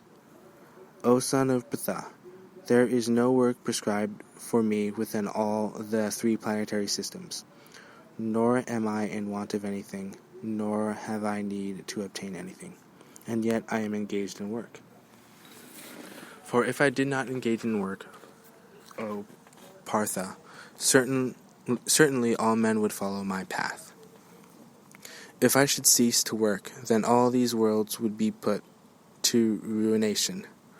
I would also be the cause of creating unwanted population, and I would thereby destroy the peace of all sentient beings. As the ignorant perform their duties with attachment to results, similarly the learned may also act, but without attachment, for the sake of leading people on the right path. Let not the wise disrupt the minds of the ignorant, who are attached to fruitive action. They should not be encouraged to refrain from work, but to engage in work in the spirit of devotion. The bewildered spirit soul, under the influence of the 3 modes of material nature, thinks himself to be the doer of activities, which are in actuality carried out by nature.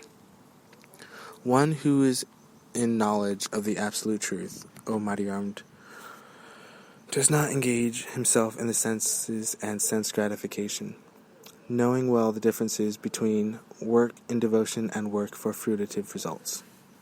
Bewildered by the modes of material nature, the ignorant fully engage themselves in material activities and become attached. But the wise should not unsettle them, although these duties are inferior due to the performer's lack of knowledge. Therefore, O Arjuna, surrendering all your works unto me, with mind intent on me, and without desiring for gain and free from egoism and lethargy, fight. One who executes his duties according to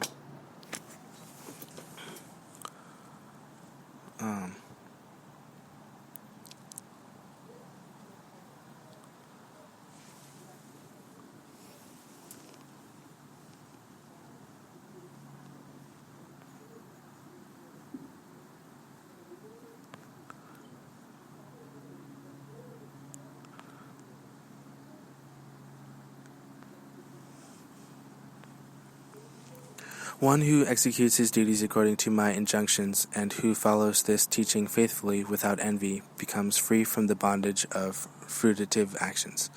But those who, out of envy, disregard these teachings and do not practice them regularly, are to be considered bereft of all knowledge, befooled and doomed to ignorance and bondage.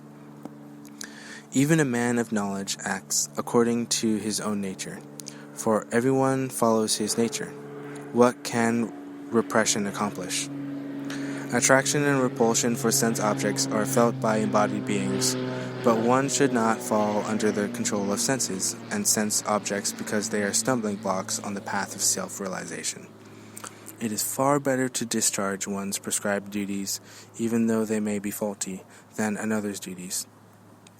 Distraction in the course of performing one's own duty is better than engaging in another's duty. Distraction in the course of performing one's own duty is better than engaging in others' duties, for to follow another's path is dangerous. Arjuna said, O descendant of Vrisni, by what is one impelled to sinful acts, even unwillingly, as if engaged by force? The blessed Lord said, It is lust only, Arjuna, which is born of contact with the material The blessed Lord said, It is lust only, Arjuna, which is born of contact with the material modes of passion, and later transformed into wrath, and which is the all-devouring sinful enemy of this world. As fire is covered by smoke, as a mirror is covered by dust, or as the embryo is covered by the womb, similarly the living entity is covered by different degrees of this lust. Thus, a man's pure consciousness is covered by his eternal enemy in the form of lust, which is never satisfied and which burns like fire. The senses, the mind, and the intelligence are the sitting places of this lust, which veils the real knowledge of the living entity and bewilders him. Therefore, O Arjuna, best of the Bharatas, in the very beginning curb this great symbol of sin, lust, close parentheses, by regulating the senses and slay this destroyer of knowledge and self-realization. The working senses are superior to dull matter. Mind is higher than the senses. Intelligence is still higher than the mind. And he, parentheses, the soul, close parentheses, is even higher than the intelligence. Thus, knowing oneself to be transcendental to material senses, mind, and intelligence, one should control the lower self by the higher self, and thus, by spiritual strength, conquer this insatiable enemy known as lust.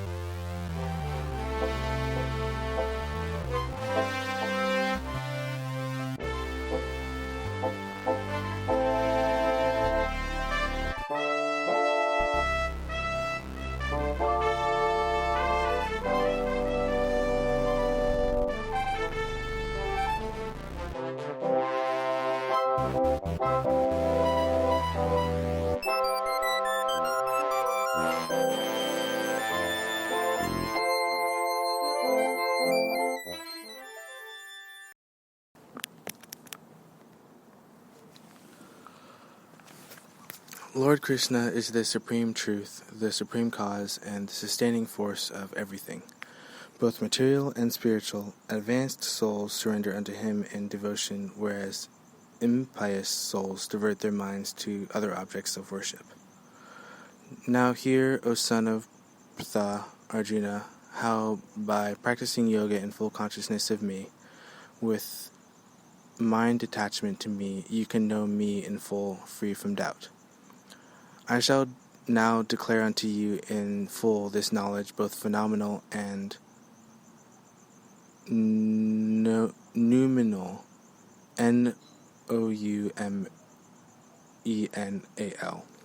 by knowing which there shall remain nothing further to be known. Out of many thousands among men, one may endeavor for perfection, and of those who have achieved perfection, hardly one knows me in truth. Earth, water, fire, air, ether, mind, intelligent, and false ego, altogether these eight comprise my separated material energies.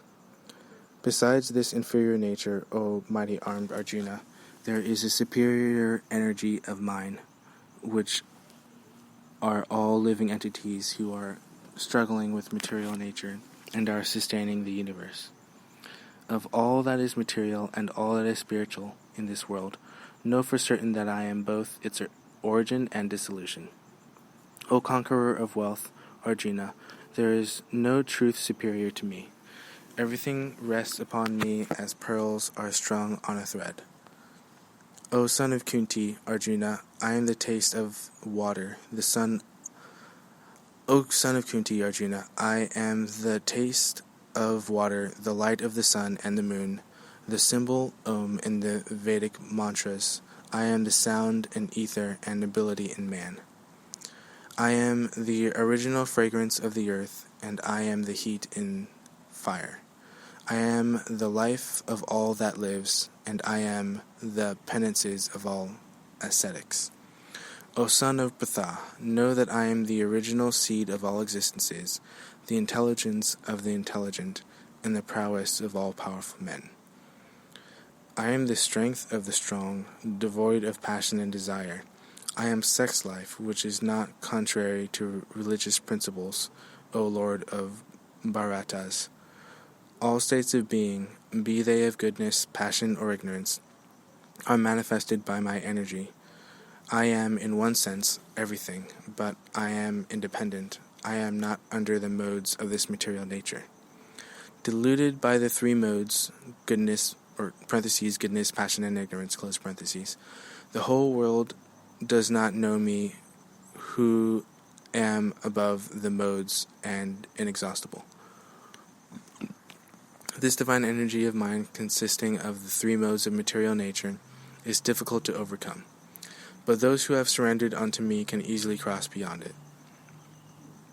Those miscreants who are grossly foolish, lowest among mankind, whose knowledge is stolen by illusion, and who partake of the atheistic nature of demons, do not surrender unto me.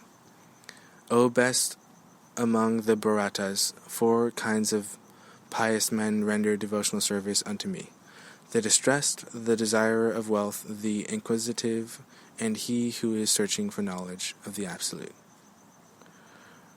Of these, the wise one who is in full knowledge and union with me through pure devotional service is the best, for I am very dear to him and he is dear to me. All these devotees are undoubtedly magnanimous, magnanimous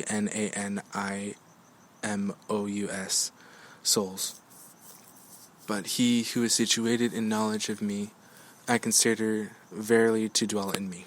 Being engaged in my transcendental service, he attains me.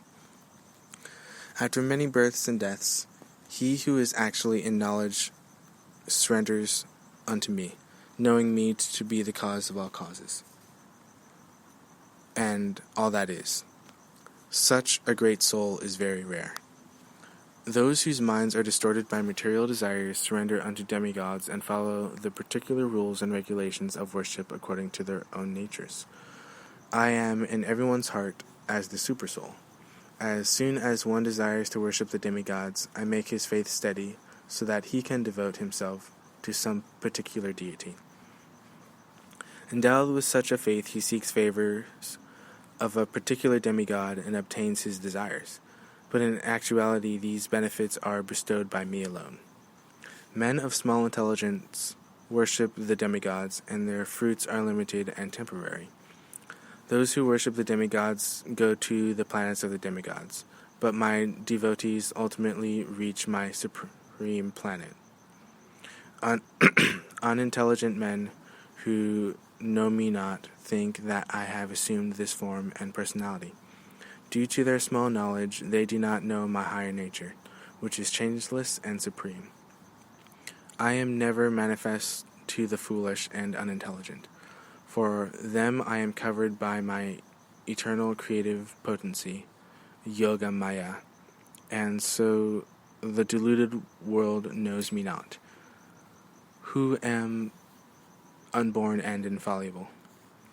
O Arjuna, as the Supreme Personality of Godhead, I know everything that has happened in the past, all that is happening in the present, and all things that are yet to come.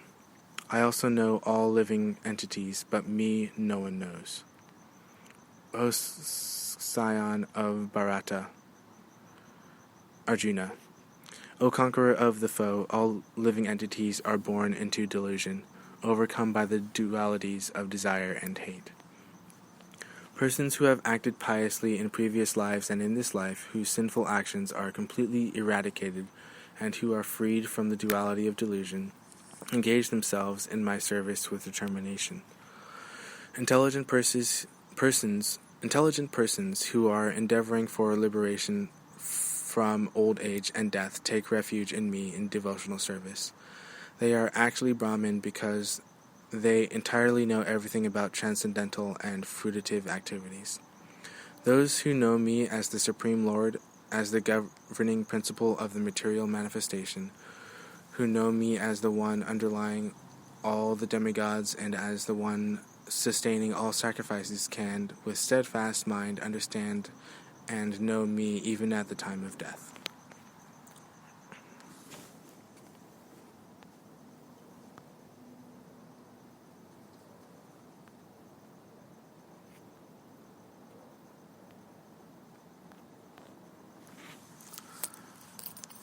The opulence of the Absolute. All wondrous phenomenon showing power, beauty, grandeur, or sublimity, either in the material world or in the spiritual, are but partial manifestations of Krishna's divine energies and opulence.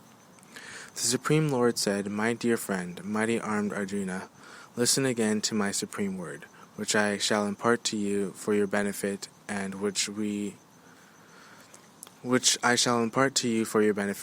will give you great joy. Neither the hosts of demigods nor the great sages know my origin, for in every respect I am the source of the demigods and the sages. He who knows me as the unborn, as the beginningless, as the Supreme Lord of all the worlds, he, undiluted among men, is freed from all sins. Intelligence, knowledge, freedom from doubt and delusion, forgiveness, truthfulness, self-control and calmness, pleasure and pain, birth, death, fear, fearlessness, non-violence, equanimity, satisfaction, austerity, charity, fame, and infamy are created by me alone. The 7 great sages, and before them the 4 other great sages, and the Manus, progenitors of mankind, the Manus, progenitors of mankind, are born out of my mind, and all creatures in these planets descend from them. He who knows in truth this glory and power of mine engages in unalloyed devotional service. Of this there is no doubt. I am the source of all spiritual and material worlds. Everything emanates from me. The wise who know this perfectly engage in my devotional service and worship me with all their hearts. The thoughts of my pure devotees dwell in me, their lives are surrendered to me, and they derive great satisfaction and bliss enlightening one another and conversing about me. To those who are constantly devoted and worship me with love, I give the understanding by which they can come to me.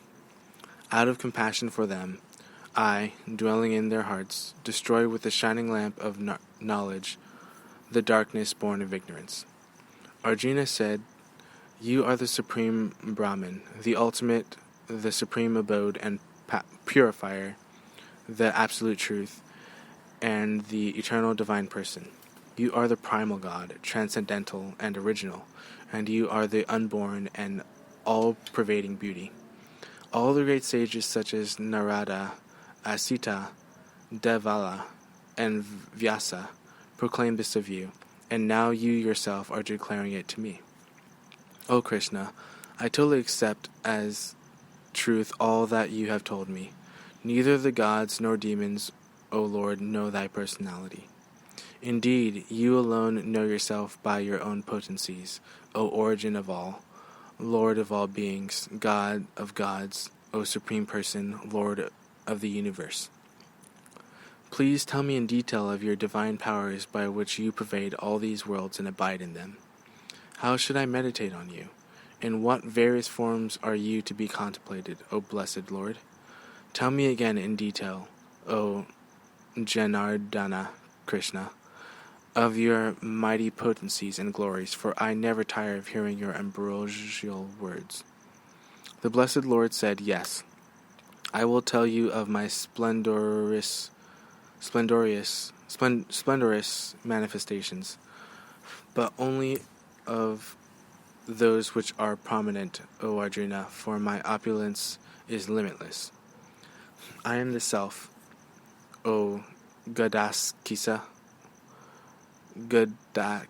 seated in the hearts of all creatures. I am the beginning, the middle, and the end of all beings. Of the Adityas, I am Vishnu. Of lights, I am the radiant sun. Let me say that again.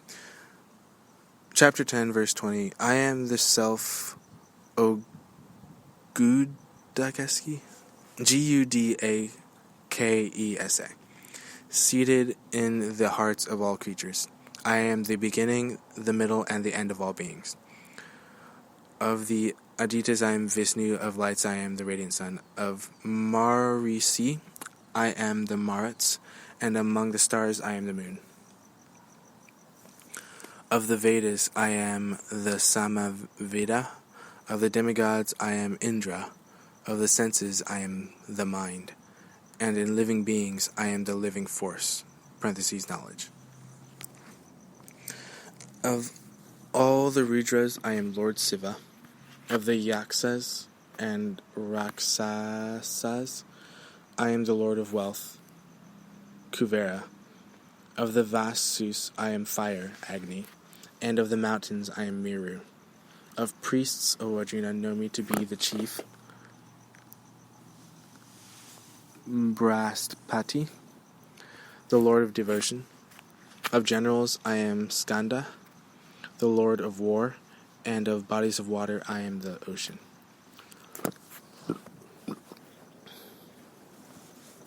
Of the great sages, I am Bhru, Bhrgu. Of vibrations, I am the transcendental Om. Of sacrifices, I am the chanting of the holy names, Japa. And of immovable things, I am the Himalayas. Of all trees, I am the holy fig tree. And among sages and demigods, I am Narada. Of the singers of the gods, Gandharvas, I am Citraratha, or Kitraratha, Citraratha. And among perfected beings, I am the sage Kapila. Of horses, know me to be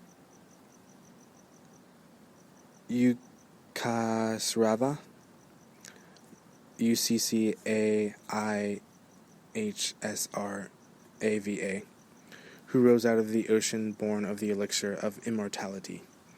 Of lordly elephants, I am Airavata, and among men, I am the monarch. Of weapons, I am the thunderbolt.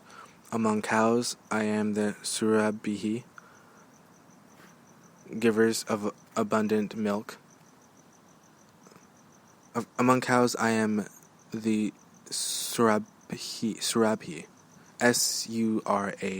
Bhi. Givers of abundant milk. Of procreators I am Kandarpa, the god of love, and of serpents I am Vasuki, the chief. Of the celestial Naga snakes I am Ananta. Of the aquatic deities I am Varuna. Of departed ancestors I am Aryama. And among the dispensers of law I am Yama, lord of death. Among the Daitya demons I am the devoted Prahlada. Among subduers I am time. Among the beasts I am the lion. And among birds I am Garuda, the feathered carrier of Vishnu. Of purifiers I am the wind. Of the welders of weapons I am Rama. Of fishes I am the shark. And of flowing rivers I am the Ganges. Of all creations I am the beginning and the end, and also the middle, O Arjuna. Of all sciences I am the spiritual science of the self. And among logicians I am the conclusive truth. Of letters I am the letter A, and among compounds I am the dual word. I am also inexhaustible time, and of creators I am Brahma, whose manifold faces turn everywhere. I am all-devouring death, and I am the generator of all things to be. Among women I am fame, fortune, speech, memory, intelligence, faithfulness, and patience. Of hymns I am the Pratsama, sung to the Lord Indra, and of poetry I am the Gayatri, verse, sung daily by Brahmanas. Of months I am November and December, and of seasons I am flower-bearing spring. I am also the gambling of cheats, and of the splendid I am the splendor. I am victory, I am adventure, and I am the strength of the strong. Of the descendants of Vrisni I am Vasudeva, and of the Pandavas I am Arjuna. Of the sages I am Vyasa, and among great thinkers I am Usana. Among punishments I am the rod of chastisement, and of those who seek victory I am mortality. Of secret things I am silence, and of the and of the wise I am wisdom. Furthermore, O Arjuna, I am the generating seed of all existences. There is no being, moving or unmoving, that can exist without me. O mighty conqueror of enemies, there is no end to my divine manifestations. What I have spoken to you is but a mere indication of my infinite opulences. Know that all beautiful, glorious, and mighty creations spring from but a spark of my splendor. But what need is there, Arjuna, for all this detailed knowledge? With a single fragment of myself, I pervade and support this entire universe.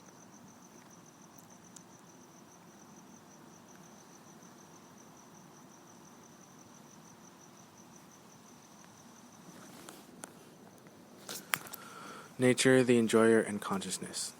The one who understands the difference between the body, the soul, and the supersoul, beyond them both attains liberation from the material world.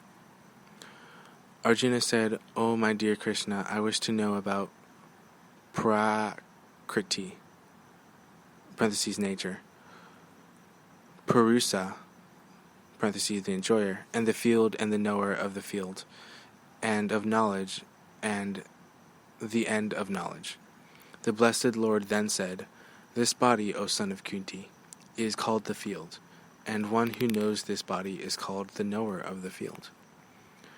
O scion of Bharata, you should understand that I am also the knower in all bodies, and to understand this body and its owner is called knowledge. That is my opinion. Now please hear my brief description of this field of activity and how it is constituted, what its changes are, whence it is produced, who that knower of the field of activities is, and what his influences are. That knowledge of the field of activities and of the knower of activities is described by various sages in various Vedic writings, especially in the Vedanta Sutra, and is presented with all reasoning as to cause and effect. The five great elements: false ego, intelligence, the unmanifested, the 10 senses, the mind, the 5 sense objects, desire, hatred, happiness, distress, the aggregate, the life symptoms, and convictions.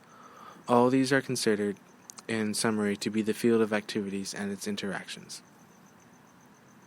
Humility, pridelessness, nonviolence, tolerance, simplicity, approaching a bona fide spiritual master, cleanliness, steadiness, and self-control, renunciation of the objects of sense gratification, absence of false ego, the perception of the evil of birth, death, old age, and disease, non-attachment to children, wife, home, and the rest, and even-mindedness amid pleasant and unpleasant events, constant and unalloyed devotion to me, resorting to solitary places, detachment from the general mass of people, accepting the importance of self-realization, and philosophical search for the absolute truth.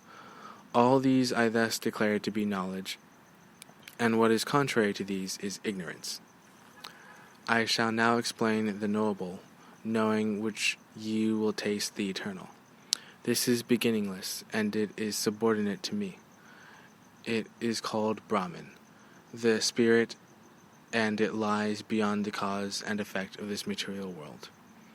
Everywhere are his hands and legs, his eyes and faces, and he hears everything. In this way the Supersoul exists. The Supersoul is the original source of all senses. The Supersoul is the original source of all senses, yet he is without senses. He is unattached, although he is the maintainer of all beings. He transcends the modes of nature, and at the same time he is the master of all modes of material nature. The Supreme Truth exists both internally and externally, in the moving and non-moving. He is beyond the power of the material senses to see or to know. Although far, far away, he is also near to all. Although the Supersoul appears to be divided, he is never divided. He is situated as one. Although he is the maintainer of every living entity, it is to be understood that he devours and develops all. He is the source of light in all luminous objects. He is beyond the darkness of matter and is unmanifested. He is knowledge. He is the object of knowledge, and he is the goal of knowledge. He is situated in everyone's hearts. He is situated in everyone's heart. Thus, the field of activities, parentheses the body, knowledge, and the knowable have been summarily described by me. Only my devotees can understand this thoroughly and thus attain my nature. Material nature and the living entities should be understood to be beginningless. Their transformations and the modes of matter are products of material nature. Nature is said to be the cause of all material activities and effects, whereas the living entity is the cause of the various sufferings and enjoyments in this world. The living entity in material nature thus follows the ways of life, enjoying the 3 modes of nature. This is due to his association with that material nature. Thus he meets with good and evil amongst various species. Yet in this body there is another, a transcendental enjoyer who is the Lord, the supreme proprietor who exists as the overseer and permitter, and who is known as the Supersoul. One who understands this philosophy concerning material nature, the living entity, and the interaction of the modes of nature is sure to attain liberation. He will not take birth here again, regardless of his present position. That Supersoul is perceived by some through meditation, by some through the cultivation of knowledge, and by others through working without fruitive desire. Again, there are those who, although not conversant in spiritual knowledge,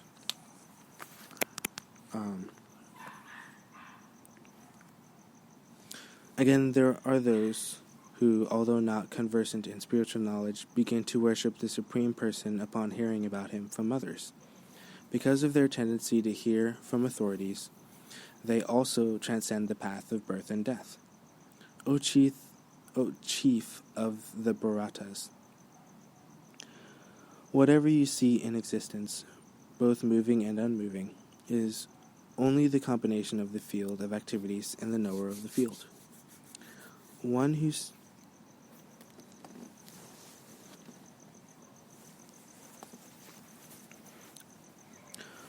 sees the supersoul accompanying the individual soul in all bodies, and who understands that neither the soul nor the supersoul is ever destroyed, actually sees. One who sees the supersoul in every living being and equal everywhere does not degrade himself by his mind. Thus he approaches the transcendental destination. One who can see that all activities are performed by the body, which is created of material nature, and sees that the self does nothing, actually sees. When a sensible man ceases to see different identities, which are due to different material bodies, he attains to the Brahman conception. Thus he sees that beings are expanded everywhere. Those with the vision of eternity can see that the soul is transcendental, eternal, and beyond the modes of nature. Despite contact with the material body, O Arjuna, the soul neither does anything nor is entangled. The sky, due to its subtle nature, does not mix with anything, although it is all-pervading.